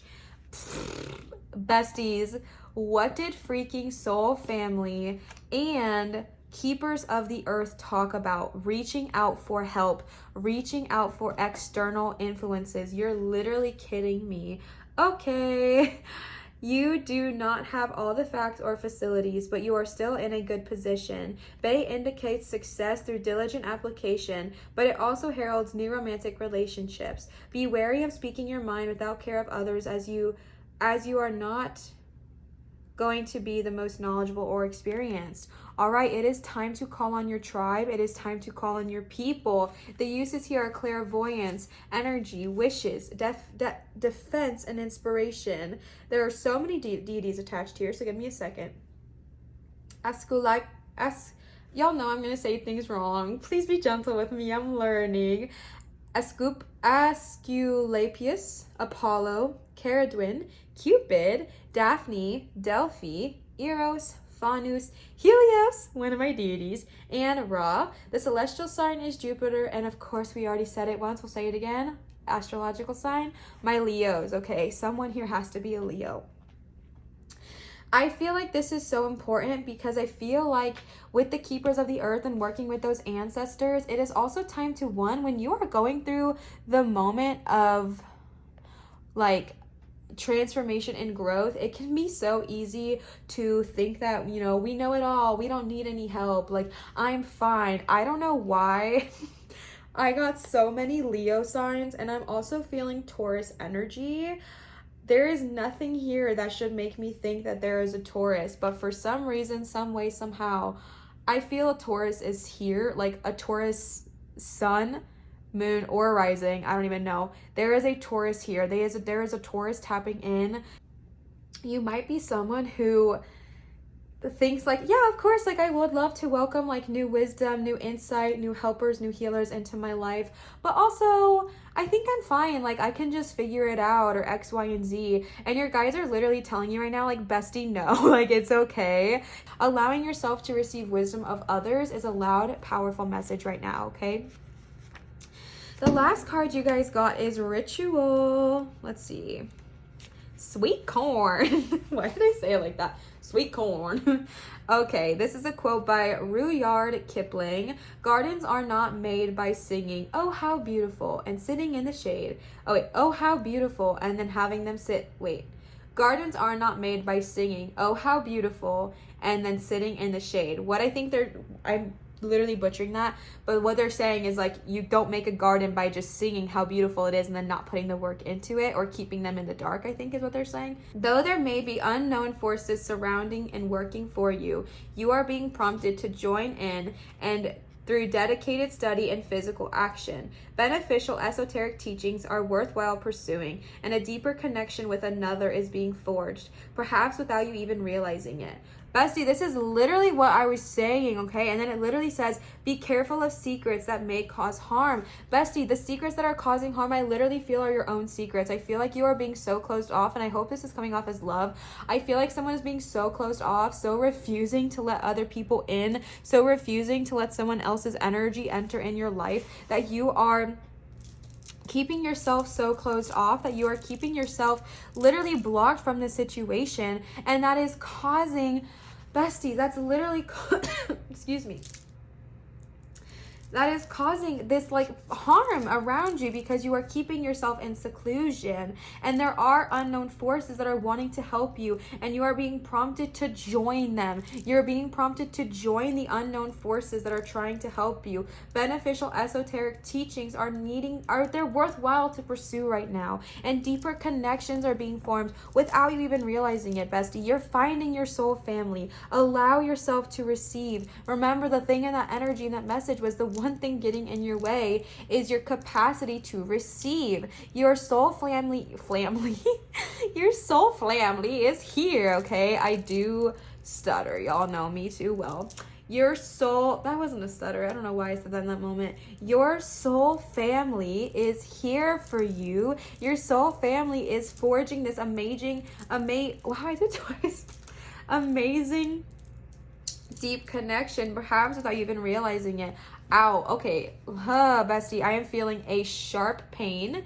Ow, ow, ow, ow, ow, ow, ow, ow. I felt something very similar in my last reading, but on my shoulder blade. Where I'm feeling it right now is, what is this muscle called? Okay, so you have a shoulder and it's on my left shoulder, but like so there's my head and there's my neck, and then like your neck is here, and it's like, this is like your shoulder, the top of my shoulder. I could have just said that. The top of my shoulder feels like there was a needle going in it when I was talking about allowing yourself to receive. You are resisting that so much, my love, and I don't know why. I don't know what is holding you back from letting people help you. But bestie, it's time to release. It is time to cut those cords, okay? It is time to cut those cords and allow yourself to receive, because it's hurting me, so I know that it is hurting you. I know it is. Okay, my love. I keep saying my love. I don't think that's my thing. I feel like it might make people uncomfortable, but I keep saying it. That looks like Mickey Mouse. Uses are return, divination, luck, offerings, and fertility. Oh my gosh, this deity that's always associated with corn, I simply cannot pronounce their name. Quetzalcoatl is how I would pronounce it, the corn maiden. The celestial sign is Venus, and as we know, the astrological sign is Leo. But I'm telling you, there's a Taurus here. I don't know who you are, but I feel you. I literally feel you. So to cap off this reading, you guys got 5 dragon cards. So let's go ahead and see what your dragons have to say. Any other guidance? The first card you got is love. Beautiful. Gifts, Queen Alba. Dormant aspects. Oof. That's a powerful card. Companions. You're... I can't. I simply cannot handle that. And peace, okay? The love card, first of all, I'm obsessed with this dragon. I mean, I love my dragon. Please, my dragon, if you're listening, don't get me wrong, but look how cute. I just want to like squish her little cheeks. Now listen, she's a very powerful dragon. I know that, but she's also the cutest thing I think I've ever seen ever in my life, and I'm obsessed with her. The love dragon, this beautiful pink magenta dragon, it is here to show us and remind us of the frequency and the power of the energy, of the energy and the power of the frequency of love. Love is so powerful. Love, when you create something with love, it can be eternal. It can last lifetimes. It can last, different, what's it called? No, lifetimes. That was the right word I said. Love is such a powerful energy, and I feel like your future self is trying to tell you that it is so important right now, not only to show love towards yourself, but please show love towards others. Show love towards people that are around you. I'm just getting this energy that someone is trying to help you, and by you shutting them off, it's actually hurting them. Like somebody around you is hurting. I don't know who, I don't know why, but bestie, first and foremost, show yourself love, because when you show yourself love, it'll be easily an effort. It'll be easy and effortless. My gosh, it'll be easy and effortless for you to show love towards others, and that is so beautiful and so powerful. And this dragon, your future self and this dragon, they're just trying to remind you, oh no, is that better? Your future self and your dragon are just trying to show you and remind you of how freaking amazing the frequency of love is and how needed it is in this moment, in order for you to get to a place of receiving, in order for you to get to a place of appreciating those who are trying to give to you. You have to welcome love back into your life. And I know that this can be hard, and I'm not even saying romantic love. It could be romantic love because we got something about new romance like entering your life or something. I'm not trying to shut that down. It 100% could for sure be about romantic love, but I think it's more about just love within each other. Again, it talks about the dragons and the energy of the frequency of love that they have. Maybe, I think I read that in pile 1. I don't know why I said again, but if you are being called to find your dragon, bestie, it's time to do so. I've linked all the ways how to do it down below as well in my description if you are wanting. But the thing with love is that it wants to be given, it wants to be shared, it wants to be expressed, it wants to feel like you're given this gift of love to give back to others. You're given this gift of love to expand it to others, because yes, like you are hurting in this moment, and I feel like your future self is telling you, bestie, I'm trying to help you so that you can heal. And then once you heal, not only can you heal yourself, you can heal others. There are others that are hurting out there that are in the same boat as you, who are also needing and asking for the love that you have to offer. And don't get overwhelmed by that, because when we're already struggling, it can be like, Olivia, I don't have any more to give. The reason I'm not allowing, okay, wow, I'm getting such a powerful message. The reason I'm not, this is what I'm saying, like what I'm receiving from you, someone who's listening. The reason I'm not allowing friends in my life right now is because I simply don't have anything to offer them. I don't have anything to give them. I'm not a good friend right now. I don't have the energy to be there. I don't have the energy to support them. I don't have the energy to let them vent, because I'm so like, this is the energy I'm receiving from somebody. My cup is so empty that I have no drop left to give. And I feel like that is someone's reason as to why they are not reaching out, why they are not connecting with a friend, with a coach, with a mentor, with a therapist, whoever. And I want to tell you right now, those people in your soul family, I'm not just talking about a random person, but the people in your soul family, they are reaching out to you because they love you unconditionally. They care about you unconditionally. They don't care if you have anything to offer them, quote unquote, in this moment. And I'm going to be so honest with you when I say this.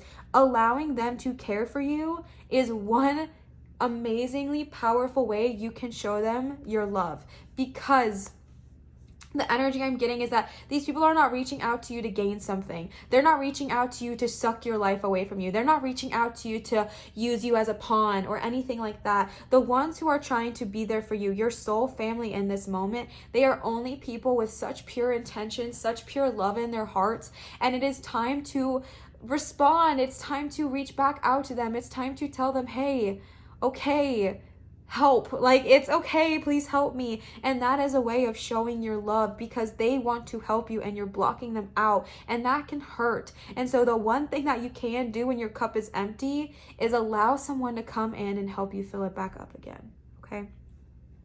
The next card you got is Gifts with Queen Alba. Queen Alba is the Queen of Dragons. She is incredibly powerful and so beautiful. Queen Alba in this moment, besties, is calling on you to understand how powerful you truly are. You have so many gifts in this world, and I'm going to do a little 2-in-1 combination here because you got dormant aspects paired right next to it. And I'm going to jump here for a reason. Stay with me, okay? Dormant aspects talks about there are so many things about yourself that have been just lying dormant for so long. These are things that you probably do know about yourself from the energy I'm receiving, but they are just lying dormant because of this dark night of the soul that you've been going through, because of this tower moment that you've been going through, because of this hard freaking time that you've been going through. I feel like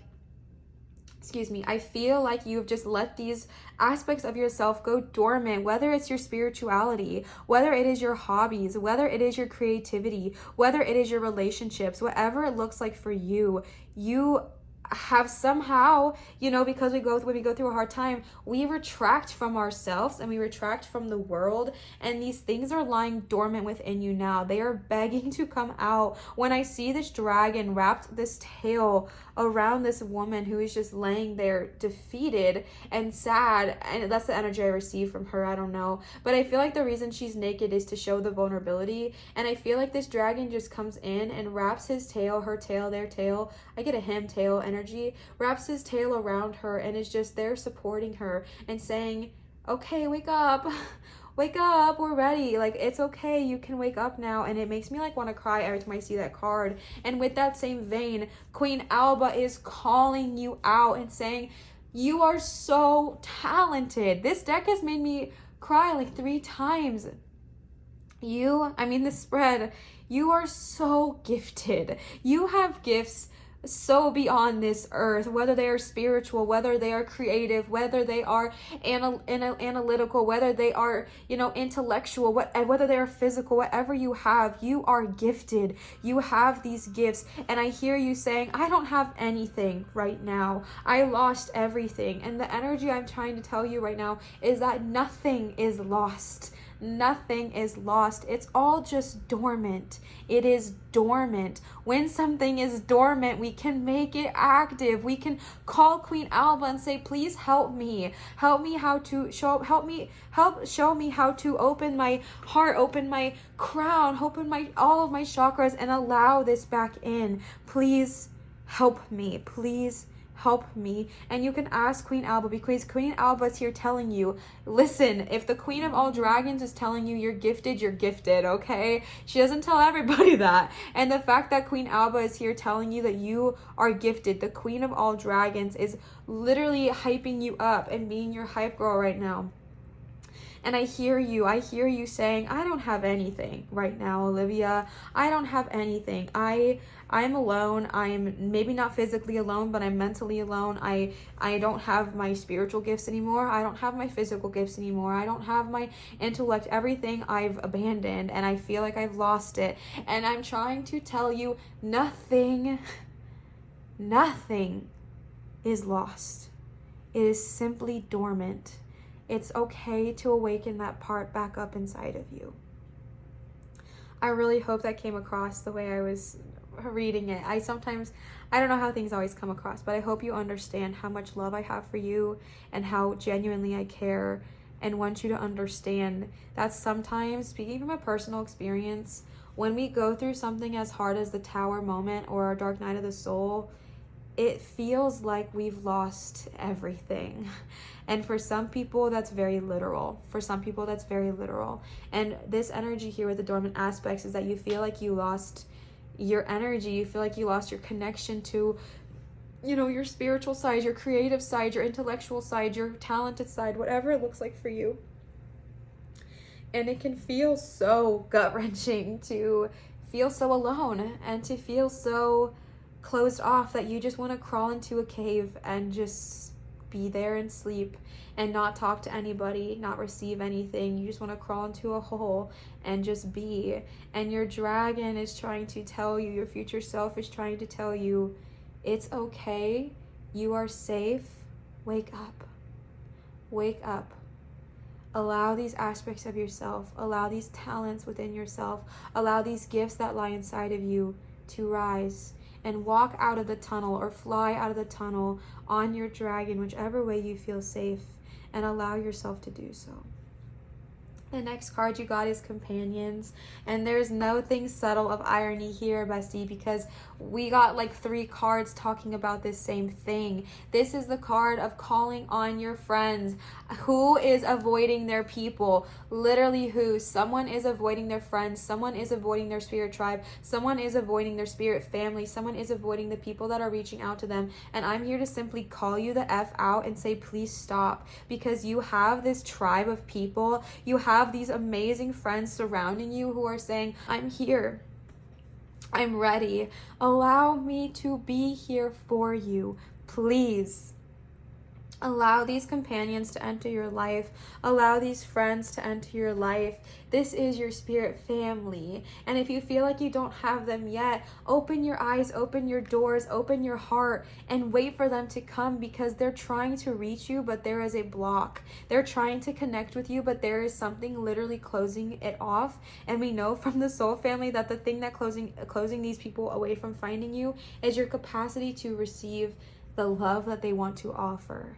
So be willing when you are ready, because I'm not pushing you to, you know, cope with your feelings faster than you are right now. Take your time and do what you need to do for you. But when you are ready, bestie, please allow these people into your life, because the energy I'm receiving is love, and so freaking much love, and that's just wanting to be given to you, and they're wanting to be there for you. The last card you got is Peace. Peace, literally the whole energy of this card talks about where the peace stems from, and where it starts is within you and your body and your mind. Is there peace within your heart and your body and your mind? This talks about that literally everyone is responsible for peace, including you. You are responsible for your own peace. Start by creating peace in your own heart, because this talks about. And also, I feel like I should mention, this dragon that you guys see here is the universe dragon, and he is so freaking cool. And he also, like, his whole thing is to teach you to maintain the peace that spirituality is trying to bring to you. And it talks about, like, if this card is coming up, you have already gone on a significant part of your spiritual journey and have just been feeling stuck or stagnant or going through this hard time. And I feel like someone's like, I just need a break, I just need to breathe, I just want peace. And your future self, I love that this was the last card you got, because your future self is saying there is peace right in front of you. There is peace that we're wanting to give to you. We want you to receive peace. We want you to embrace this peace that was within you, but peace starts from you. Peace starts within your core. Peace starts within what you do within yourself. And I know that that can feel like a lot, because you're like, no, Liv, like there's so many outside factors. There's so much going on. And to that I say, I know, and I hear it, but there are things that you can do for you that bring peace. Whether that is at this moment in time allowing people in, that's what it is. Whether it is at this time grounding, so it be. Whether it is protecting and cutting cords, then so it is. And allowing yourself to understand that the peace that you are searching for, the peace that you crave in this world, the peace that you crave from this night of the soul, this dark night of the soul, or this tower moment, the peace that you are desiring, it's already within you, and it's ready to come out. Okay. Pile number 2, you guys killed me. I'm so emotionally attached to this, and I don't know why. I feel it so deeply, and I care about you so much, and I hope this did resonate. If this did resonate, please feel free to leave a comment down below in the comment section. I love interacting with you guys. I love communicating with you guys. You guys are just so nice to me, but more importantly than literally anything, you guys are so uplifting and kind to one another, which means more to me than I think I could ever actually express. And also it helps my channel grow. So if that is something you are interested in doing, that's an easy way to do so. We are almost at 4K, which is so unreal. And commenting and liking my video and things like that, it just helps my channel growth. And so that is an easy way to contribute. I want to give another huge shout out both to Kimberly for the Green Witch Oracle and to Laura for the beautiful Work Your Light Oracle deck. Both of these cards, both of these decks are so magnificent, and I'm just so overwhelmed that people are gifting things to me and more importantly to this channel to uplift and bring to one another. You guys are amazing. Thank you so much for these amazing decks. I'm so appreciative. I did want to remind you guys, oh yeah, and with that being said, if you are wanting to also gift a deck or something, anything to me or to the channel, you guys can check out my Amazon wishlist in my description box down below and my Venmo if you're wanting to leave a tip. Never required, but always appreciated. And I did want to remind you guys that I am accepting private readings at www.marinastarot.com, and also I am way more active on Instagram now, so if you're wanting to come join the family over there, it is the exact same name as my YouTube Lives Light. And I think that is everything. Thank you guys so much. I love you. I feel for you, and I'm so excited for your future because I know it's going to be magnificent because you're going to heal, and that is worth everything. I hope this resonated with you. Always remember to show others love, show your light, and shine so bright, and I will see you guys for my next video. Bye, pile 2. All right, besties, third and final pile number 3. You guys chose one of my most prized possessions, which is this gorgeous moon face bracelet here with the opal and the aventurine wrapped around. I think that's the name that completely came to my brain when I first saw this, but I don't remember. It was so long ago. But I'm just obsessed with this bracelet. I think it is so gorgeous, and I don't know, I really just feel like it's one of a kind, even though I know it's not, but it feels that way to me, and I love it. And again, it was my birthday present from my now fiance 2 or 3 years ago, so I adore it. So as I mentioned in the intro, today we are channeling the energy of a urgent, important message from your future self or your highest self, whichever you would like to use. And we are doing oracle only. You guys got so many of these oracle cards, so definitely buckle in. It might be a lengthy one. And thank you again to Laura for sending me and this channel just these stunning cards. I love them, and I know that everyone else is going to love them too. So thank you. So let's go ahead and just dive right in. The first card you guys got is Leap. That reminds me of the Fool in Tarot. Mirror. Don't dim to fit in. Gosh, these cards are just so stunning. Trust your path. Where am I going to put these? Do I have room to expand? Oh, I do. What is with the accents? Where did you come from? Alrighty then, perfect. Now I have room for 2 more. Let's see, Lemuria. That sounds like a place. I feel like that's a very familiar place to me. And Inner Temple. Oh man, we're going off screen here. Can y'all still see? Yeah, okay. I'm just moving my sage bundle up and over for right now just because we're making it work. We're making things work, no biggie. All right. So I did mention there's so many here. This is the most of any pile here today, or any pile 1, 2, 3. This is the most of any pile here today, so you guys got quite a few. I did mention that I literally just received this. I think it came in the mail 2 days ago, and I am overwhelmed and overjoyed. But with that being said, it is still fairly foreign to me, so I'm definitely going to be reading the book. Again, this is the Work Your Light Oracle deck by Rebecca Campbell, and all of the decks I used today in my video are going to be linked down below if you would like to purchase them yourself. So let's go ahead and start with Leap. I found out in pile 1 how to find these cards because they were not alphabetical or numbered, and it took me a minute, besties. It literally did. Okay, Leap.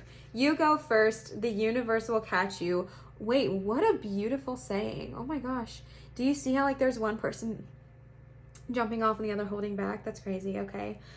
Life bends for the courageous. The universe wants to support you, but first you need to leap, to throw your life up in the air. Perhaps you know what you are being called to leap toward or away from, but are scared to make the move. Or maybe perhaps you are waiting for a big fat sign or instruction manual or permission to do so first.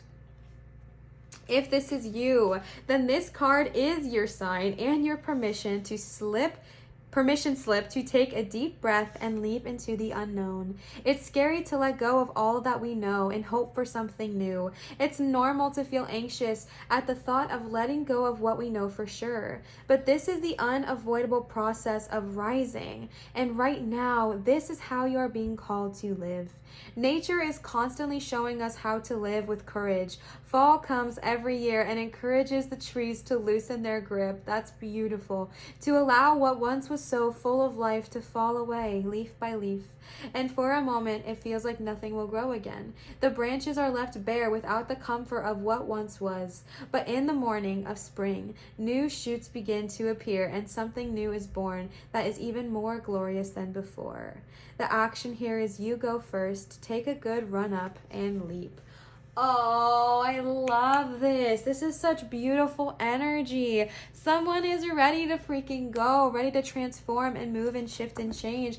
And that is just so beautiful. Oh my goodness. Take that leap of faith, bestie. Take that leap. The universe will catch you. Whether it is something you are wanting to do or something you are wanting to leave, this is your sign. You are being called to do so. You are being called to trust and take a leap of faith and say, okay, if it is a new job or a new project or a new move or a new relationship you are wanting to start and you've been feeling like this for months, but you have been holding yourself back due to the fear of falling and failing, the universe and your future self is sitting here urging you to do so. And I think the reason why is because when I'm channeling your future self, they already know how things are going to work out, besties. And this is just your confirmation that you're ready to take this leap of faith. You're ready. The universe will catch you. The universe has its hand out and is saying, okay, jump. Don't worry, it's not a trust fall. I promise I'll catch you. And it's time to take that leap. The next card you got is Mirror. Who or what is triggering you? Let me go to my handy dandy table of contents here. Mirror 44. Okay. Thank you for your patience. Okay, Mirror. Let's see. Who or what is triggering you? The filter of our own experience is how we experience life 90% of the time. Through our own projections, when someone reminds us of an unhealed experience, we get triggered. Often, it's an unconscious thing. People and situation can trigger our mirrors to reflect back to us.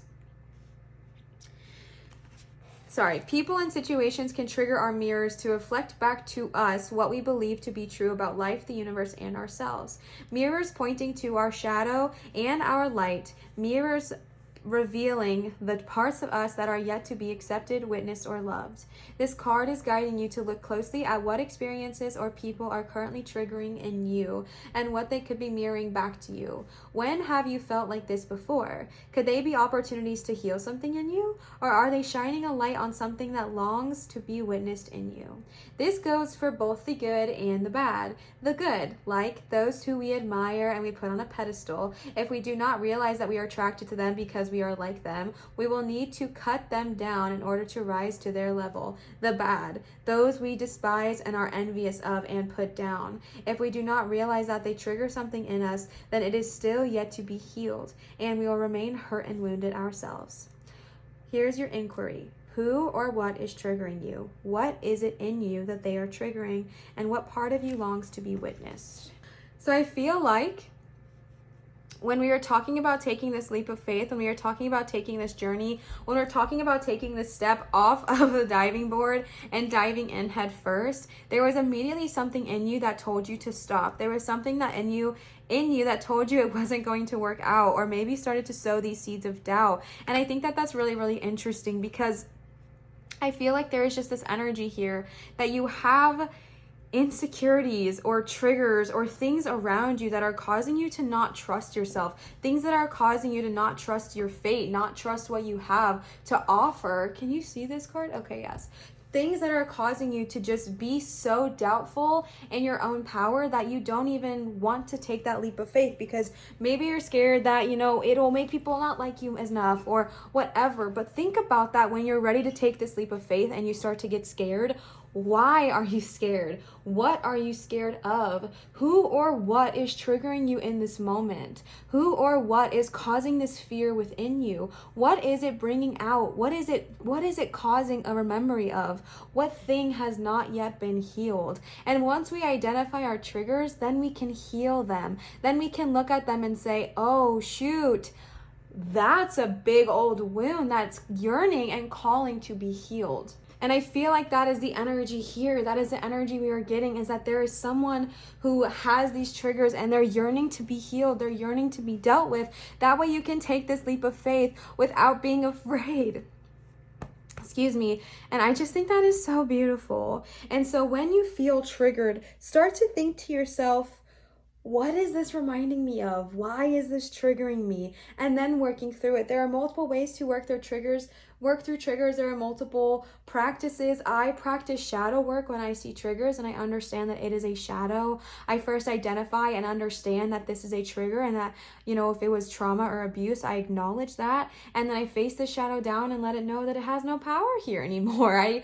It doesn't hold anything over me. So whatever way works for you on addressing these triggers, I think your higher and your future self is calling on you to do so now, because when you take this leap of faith, when you take this leap of faith, you want to be in a position where you are so sure of yourself, so that way, when this leap of faith comes, you don't immediately get smacked down to the ground by our fears, our doubts, our insecurities, and our ego. You want to be able to fly. You don't want to drag yourself back down, and you're going to take this leap, or if you choose to, this leap is presenting itself to you, and you are able to do so, but your future self is trying to guide you and remind you that, hey, let's deal with these triggers so that when we take this leap of faith, we can soar freely. The next card you guys got is Don't Dim to Fit In. This was something I actually am still honestly working on, because I've always felt this energy that I've been quote unquote too much, or that I've been, you know, I'm too much for the people, or my energy's too whatever, and people don't like being around me. And I have a lot of insecurities about that. So I think this is such a beautiful card to get, and just know that if you do struggle with that, you're not alone, okay? How are you dimming your light in order to fit in? Don't dim your light to accommodate someone else's smallness. We are all born to shine big and bright. The universe is expanding and you are part of the universe. So expanding is a part of your nature. If someone makes you want to retract, notice and slowly back away. They are not for you and you are not for them. Better yet, find it within yourself to expand and shine your light anyways. Flowers don't open and close according to who is walking by. Why did that just break my brain? I'm gonna read it again. Flowers don't open and close according to who is walking by. They open and show their beauty regardless. Wow, did I need to hear that? If others don't want to be around you or you make them uncomfortable, it is because you are shining light on the fact that they are dimming to fit in. By choosing to shine bright, you may just inspire them to turn on their light too, or not. Keep your light on anyway. All relationships are essentially an energetic agreement. The moment one person decides to start rising up and allowing their light to shine, it changes the energetic agreement and can create some waves. That's completely normal. The relationships that are meant to last will adapt to the change in energy. Others won't, because they were likely born under the proviso of, I love you as long as you don't shine brighter than me. That's okay. Not all people are meant to be in your life forever, but the lesson they teach us can still live on. Here's your inquiry. How are you dimming your light in order to fit in? Okay, first of all, that's freaking beautiful, and I can't believe how much Olivia, needed to hear that today. That is so true, because when you are going through this journey, I feel like this leap is going to literally push you, no pun intended, leaps and bounds. I feel like it's going to be so life-changing for you and transformational for you, whether it is a spiritual journey you go on, whether it is a you know, I'm getting that it might be a spiritual or energetic energy that is going to happen, or some kind of path choice that you're going to take. And I feel like people might, you know, be like, okay, that's a little too much for me. You're a little too much. You're a little too loud. You're a little too happy. You're a little too this. You're a little too that. And that's something that I personally, like I told you guys, have received that saying so much in my own life. And it is so easy and natural to start to dim your own light because you want to fit in. You want them to love you. You don't want them to leave. You're like, no, please stay. If that means I shine a little bit duller, then I'll keep that. But what happens is over time, you're snuffing out your light, and as long as you stay in those kind of relationships, it gets more and more and more and more and more put out.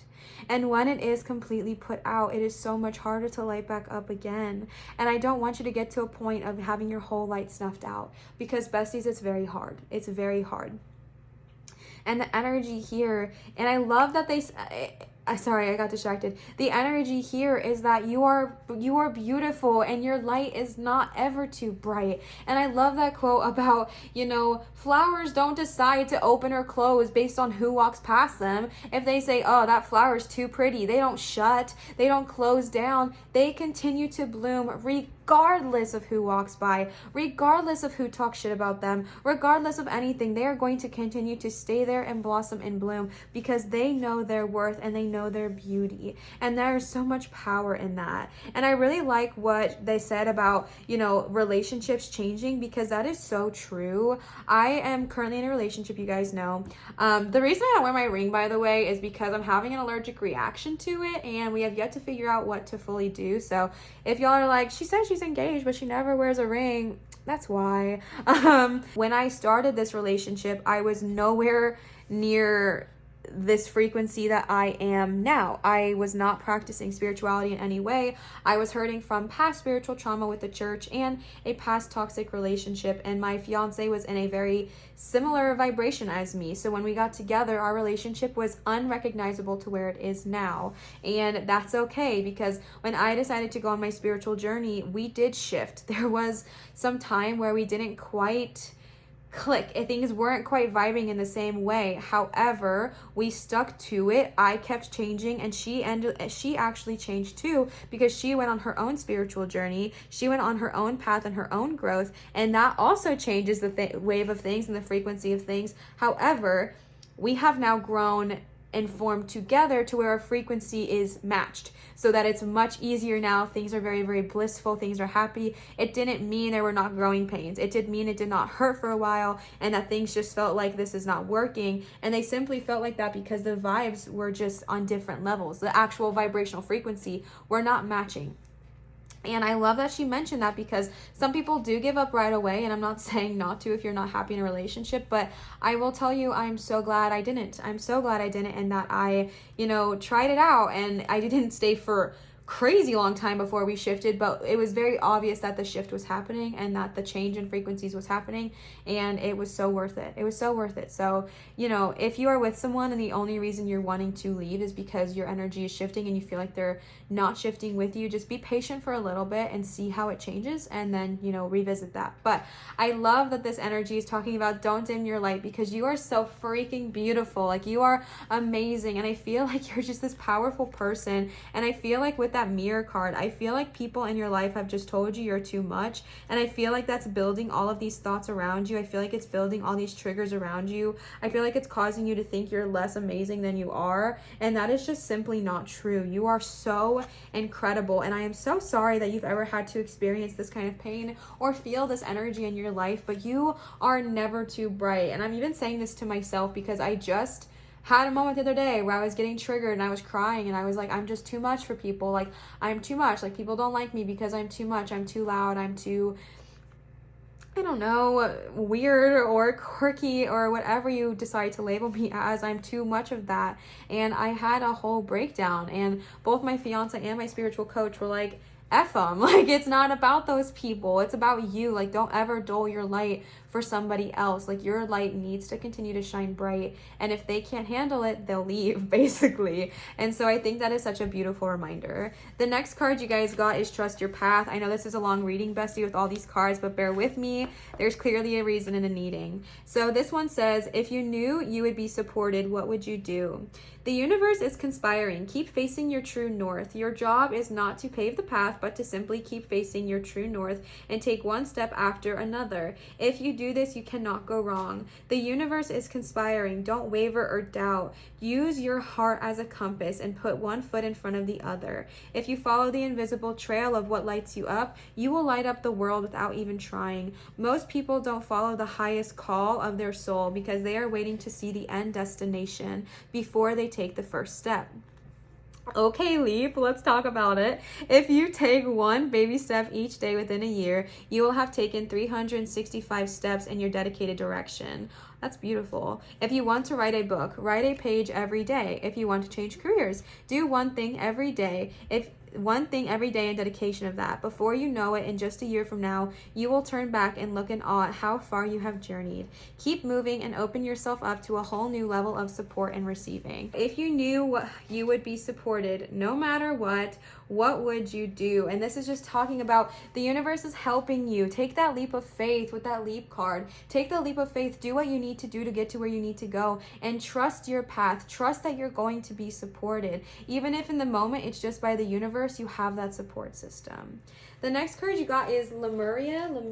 That sounds so familiar to me. I feel like that must be a place or something. I don't know why that sounds so familiar. I know you guys are probably like, Liv, it's the, but I can't remember. Like, I don't remember what it is, but that as soon as I saw this card in this deck, I was like, why do I know that? So I'll probably look it up later. Okay.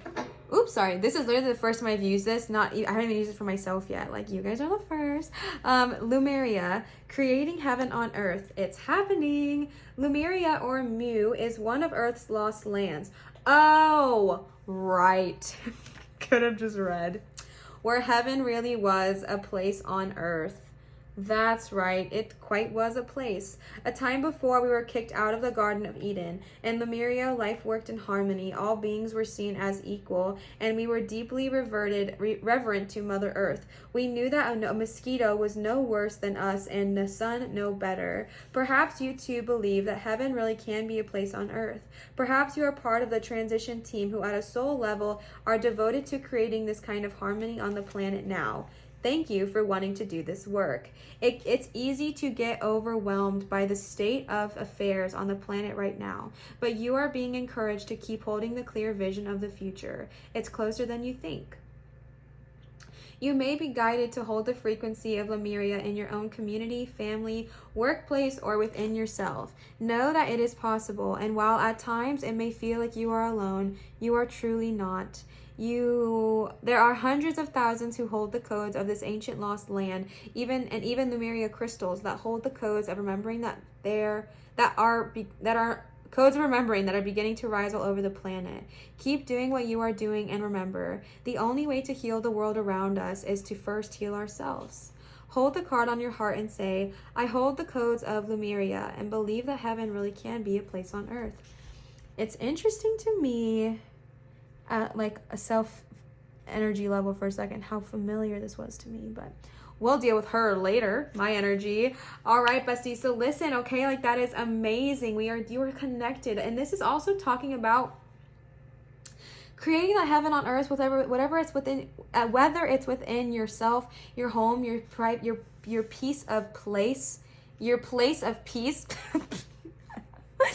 Whatever, okay, my brain. Your place of peace, whatever it may look like. Maybe you're someone who really does believe that those are good things out there. Or maybe you've had this craving, this yearning, this desire to go see these places that are quote unquote like heaven on earth. Like the amazing waterfalls, the amazing mountains, the amazing views. And you're ready to take that leap. You're ready to go travel. You're ready to find your path. Maybe you're called to this card. Like you're really, really, really called to this card.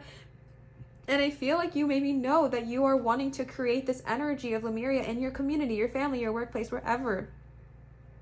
And again, I feel like there is a yearning here. Somebody is yearning for something, some energy, whether it's to move, whether it's to travel, whether it's to go, whether it's to find and follow this yearning to help make your place, your peace, your home, your community, the earth, a more high vibrational frequency like Lemuria. I feel like you have this yearning, and the only things getting in your way are this mirror and this doubtful energy of dimming your light, because you've been told to take this leap and your future self is trying to guide you where to go. Literally trusting your path, trusting your intuition and your knowledge, and the universe will guide you, going and finding places that remind you of your heaven on earth and bringing them back to your community, into this world.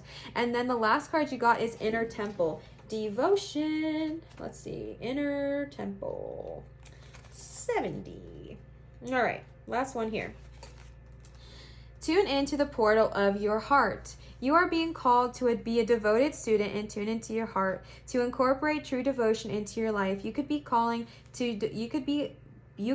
being called to develop a regular meditation, journaling, or chanting practice, or to show up to your soul with rhythm, to develop a daily practice where you fill up your well and spend time with your soul. All of the answers to all of the questions that you seek are waiting for you in the portal of your heart, but you cannot hear them unless you carve out time each day to listen. Your soul is yearning for a deeper relationship with you, and so the more time you spend with it and show up to it, the more clearly it will guide you. We are here to grow as souls. Earth is one big playground for the soul to learn. Ain't that the truth? And you are being called to go deeper in your soul growth, or to increase your devotion by being a student of a lineage or a spiritual teacher. Okay, we love to see it. If you've already been a committed student, then you are being commended for your devotion. Seriously, cannot read right now.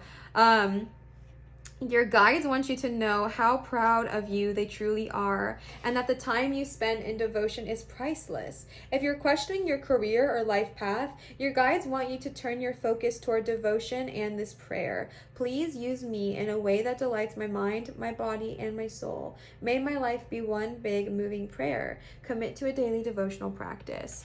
I mean, come on, besties. I feel like your guides are right off the bat trying to guide you and show you, we're also talking about your future self, but I hope you guys know what I mean. Your guides and your future self are trying to show you and encourage you a way to get to where you need to go. If you're like, bestie, Liv, I want to go, I want to change, I want to shift, but I don't know where I want to go. I don't know how I want to get there. I don't even know what I'm doing. You are being called in this moment. You are being told in this moment, okay, take some time out to pray, to meditate, and to ask upon maybe one, a teacher you might need to reach out to, or two, listening to your guides and letting them guide you to where you need to go. Okay, and then we got some Green Witch Oracle cards. Thank you again to Kimberly for gifting these to me and to the channel. I adore them. They are so freaking beautiful, and I know you guys love them as well. So let's go ahead and see what these have to say. The first card you guys got is Divination. That's funny. That's funny. I know it's divination and devotion, but I just feel like that's really funny. Grounding, cleansing, and stimulation. I just got these decks as well. I've only ever used them once, so I'm also going to be reading the book. You guys know the vibe. I'm willing to learn and grow and shift and change, and I'm sorry if it bothers you if I read the book, but I'm really called to use these gifts from my people, and so I want to use them, and that means I have to learn a little bit, and that's okay. All right. Wait, that's weird. Oh, divination chives. You also got the numbers 14, 5, 25, and 18. If those are a lucky number. You guys know I always give you full disclosure in the fact that I'm not super well versed in numerology. I am a tiny bit, but not enough to try to educate or anything like that. However, I do know like my portion of it. So if you are into numerology and if that means something, take that. And if it's your lucky number, also beautiful. So divination chives. This is a quote from Audrey Hepburn. To plant a garden is to believe in tomorrow. I think I read this one already. You are the master of your own free will. This is the meaning. Aligned with the divine, and at present energies are strong, deep within you to help change your destiny and meet challenges powerfully. Okay, this is good for protection from evil, calm, fear, abundance, strength, emotional balance. And some deities attached are Hecate, one of my faves, Cronus, Mars, and the celestial sign is Mars, and the astrological sign is Scorpio. So I may have some Scorpio energy tapping in here. I think this is so beautiful because this literally talks about, it literally said, I say literally too much, you are the master of your own free will aligned with the divine. You got so many cards about the divine and about the universe, like being by your side. And as a reminder that you still have your power, you got the leap card, like you are in charge of your fate. You have the power of free will, and you get the amazing benefit of working with the divine to create your path. Like, how freaking beautiful is that?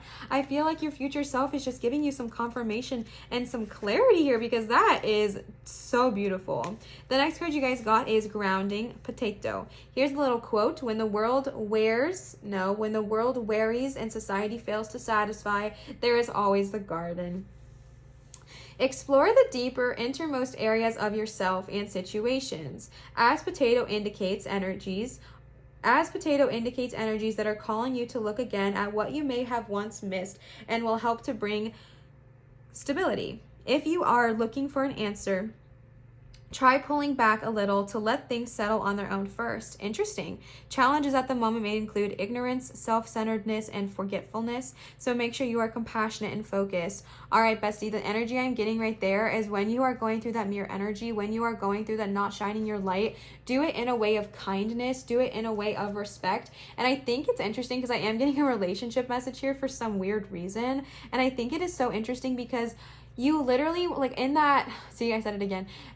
In that don't dim your light card, I personally talked about, you know, how I am the card, talked about how, you know, when you get into relationships, to kind of let it settle first and see if it gets into sync. So if that resonated with you, this is another confirmation to kind of sit back for a minute. And if you are trying to look for an answer, just sit back and let things try to settle on their own first before you either give up or try something new or anything like that. Like allowing things to first ground and center. And when you take this leap of faith, if something feels like immediately it's not working because of the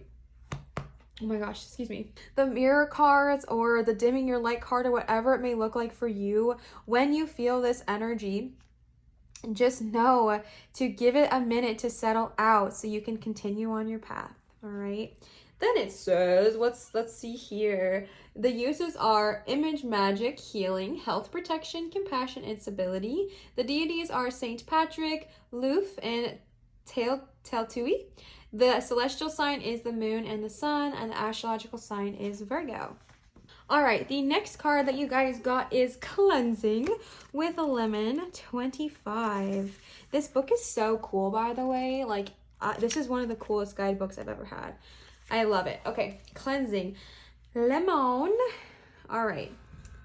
This is a quote. You can bury a lot of troubles by digging in the dirt. Wait, you can bury a lot of troubles digging in the dirt. Oracle meanings. The end of one phase and the beginning of another is indicated and brought forward by the lemon.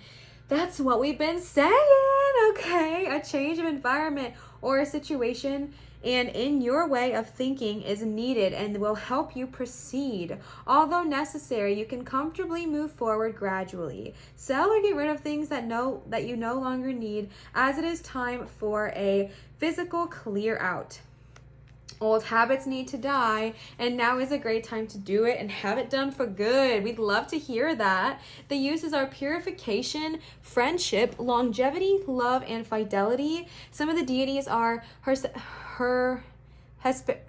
Hesperides, Diana, Neptune, Poseidon, and Juno. Celestial sign is the moon, and astrological sign is Gemini. Hey, Gemini besties. Y'all know I got a Gemini in my big three, okay? Like, we love to see it. It is time to let go of the old and the worn out so that the new can come in. Let's hear it, okay? Hear it. It's time to let go of the old and the worn out so that the new can come in. We can welcome that new energy, that new love, that new flow into our lives, okay? We love to see it.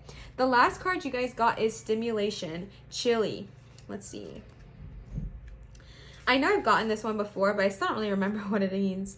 A quote is, garden as though you will live forever. Here's the meaning.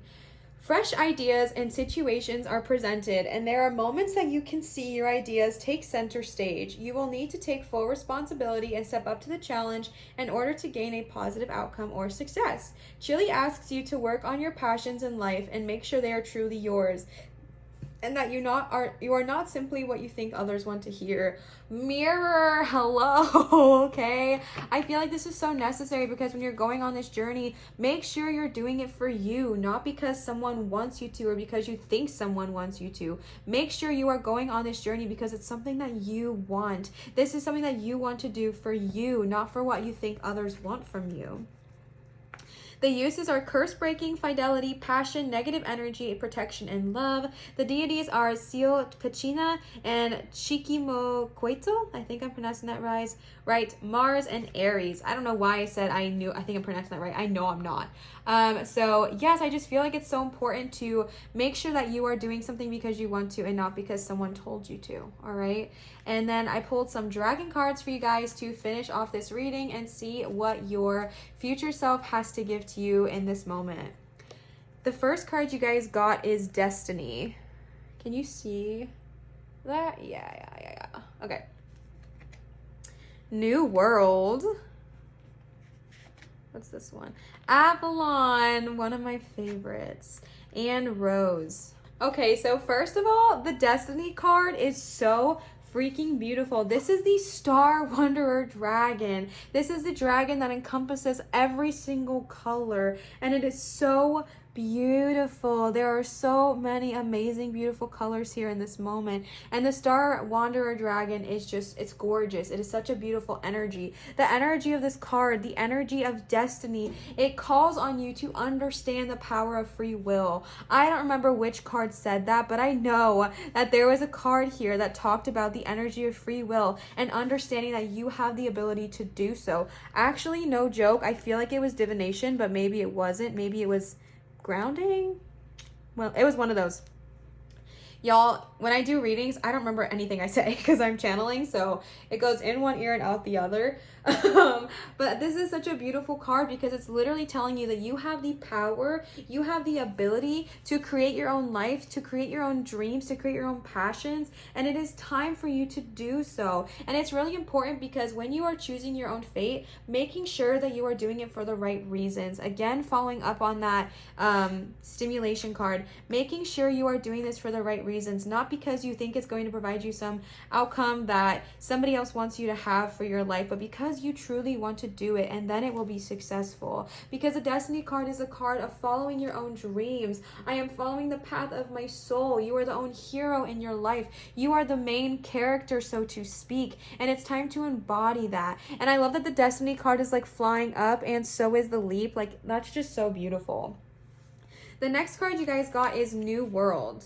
So I kind of feel like this is really, really interesting simply because you got Lemuria, and that talks about like bringing that energy back. And the New World, it is such a card. It literally is talking about the path to a new world, a paradise-like world full of peace and love and harmony. And this is so interesting because this dragon, this is the leopard dragon. It is absolutely beautiful. The leopard dragon, it's wanting to remind you of your intelligence and the power that you have and the excellence of human understanding that can help bring out this new world or this quote-unquote golden age. And the leopard dragon is wanting to encourage you and teach you and show you how to use this.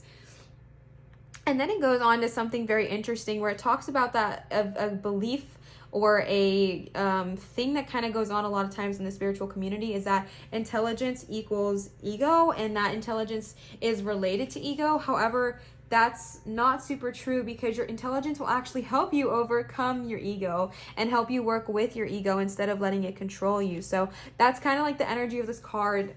This card is a card of encouragement and self-belief and understanding the power that you have in yourself. It's the card of, instead of saying I can't, saying I don't want to, or I'm not, or if you do want to, you know, I'm doing it. You know what I mean? Like, if you don't want to do something, instead of saying I can't, saying I don't want to, standing up for yourself, setting this belief for yourself. You are intelligent. You have this wisdom about you. You have this connection to Lemuria within you. You have this knowing that you are ready to take this leap. You are ready to go on this journey. You are ready to become this different, transformative version of yourself. And your future self is calling on you to find this now. Your future self is telling you, you've been wanting to do this. You've been yearning. You've been calling. Please take that leap of faith and let me catch you. And the new world is reminding you, you are intelligent. You are so smart. You have this knowledge within you that has been going on for years and years and years, and generations past, and ancestors that have been encouraging you and providing you this knowledge as well. So don't shut that out. If you are someone that maybe has equated knowledge to ego, it's time to banish those thoughts, because they are not mutually exclusive, so to speak. The next card you got is Avalon. I have a very special connection to this dragon because of a sweet person in my life, but I love Avalon. Avalon has such a powerful energy. This is the moon dragon, and this is the card of awakening the sorcerer, the priestess within you. Let's go. This is such a freaking beautiful dragon, and it's all about looking at your ancestors, looking at your shamans and the priestess. And I think this is so interesting because that is wisdom, right? Like, this is the card of wisdom, and I think it's so beautiful because you got intelligence and wisdom together. This is showing me that you are seriously so freaking powerful. I feel like you have this old ancient wisdom of things that are not even of this earth anymore, like Lemuria, or like, you know, ancestors and things like that. And you have this knowledge that is so powerful. You have something within you that is so beautiful and amazing, and it's like, I feel like you haven't been tapping into it yet, and you are being called to do so. You are being called to tap into this knowledge, tap into this intelligence that you already have. Combine the freaking two and be a rock star, because you got the moon dragon, you got the leopard dragon, you got all these powerful dragons who are here just to tell you, like, hey, you can do this. You can take this leap of faith. You can understand that your light, the reason it shines so bright is because you are this amazing being. You are this amazing creature. Allow your light to shine bright, and think of the ancestors and the sorcerers and those who came before you who also let their light shine just as bright. The fourth and last card you guys got today is Rose. This is such a beautiful card. This is one of, okay, so the meaning of this card is that there's kind of two worlds, and I think that this is such an interesting meaning, okay? One of the worlds is understanding, and the other is thinking. One is understanding and thinking, and one is of our heart, right? Like, are you going to choose with your brain? I feel like this is a question you get asked a lot. Are you going to choose with your brain or your heart? Like, which one are you going to trust, your brain or your heart? And the reading of this is that, wow, this is so interesting because I feel like you're getting so much balance. I feel like the energy I'm receiving is balance, because the new world talks about leading with your intelligence, and the rose card talks about leading with your heart. And so I feel like there is an imbalance that's happening, and I feel like your body and your energy and your spirit and your source is yearning for balance. It is yearning to use and work with both, allowing your intelligence to lead, and at the same time allowing your heart to lead, allowing the balance between the two, allowing you to think with your brain and also allowing yourself to feel with your heart, and understanding the power and the beauty in both of them, understanding the difference between both of them, and understanding that you actually can have both and still be successful. You can have both and be powerful, because actually when we work with both, that's when we become the most powerful. Being able to tap into your intelligence and tap into our thoughts and think, okay, let me think about this practically and rationally, but then also be able to think, okay, now that I thought about the practicality of it, where is my heart yearning? How can I make my yearning, how can I make my desires and make them practically happen? There is so much power in that, because when we think only with our hearts, we often don't make fully thought out decisions.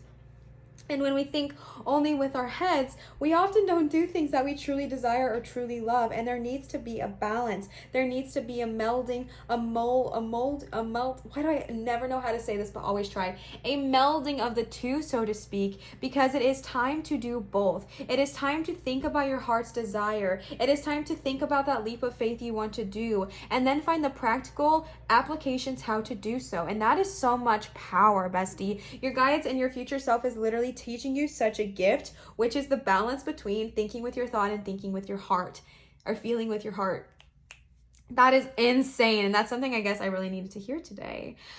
Okay, so that is all for your guys' reading. I really hope this resonated. I know this was a little bit longer because you guys just got so many cards, but I really hope this resonated. If this did resonate, please feel free to leave a comment down below. I really love interacting with you guys. You guys are so fun and so sweet, not only to me, but more importantly to each other, and that is something I don't even know. I'm so overwhelmed with joy and gratitude with the way you guys treat each other, and of course how you treat me. I'm so blessed. And so if you want to interact there, I love interacting with you and chatting with you, and also it really helps my channel growth. We are almost to 4K here on Lives Light, which is so crazy. Oops, I just messed up everything. We're so close to 4K, which is so amazing, and I just feel like this channel, this family, this community is growing, and I feel like I'm just being so blessed with the most supportive, loving community, and I want to keep that going. So if you would like to contribute to my channel growth, that's a very easy way to do so.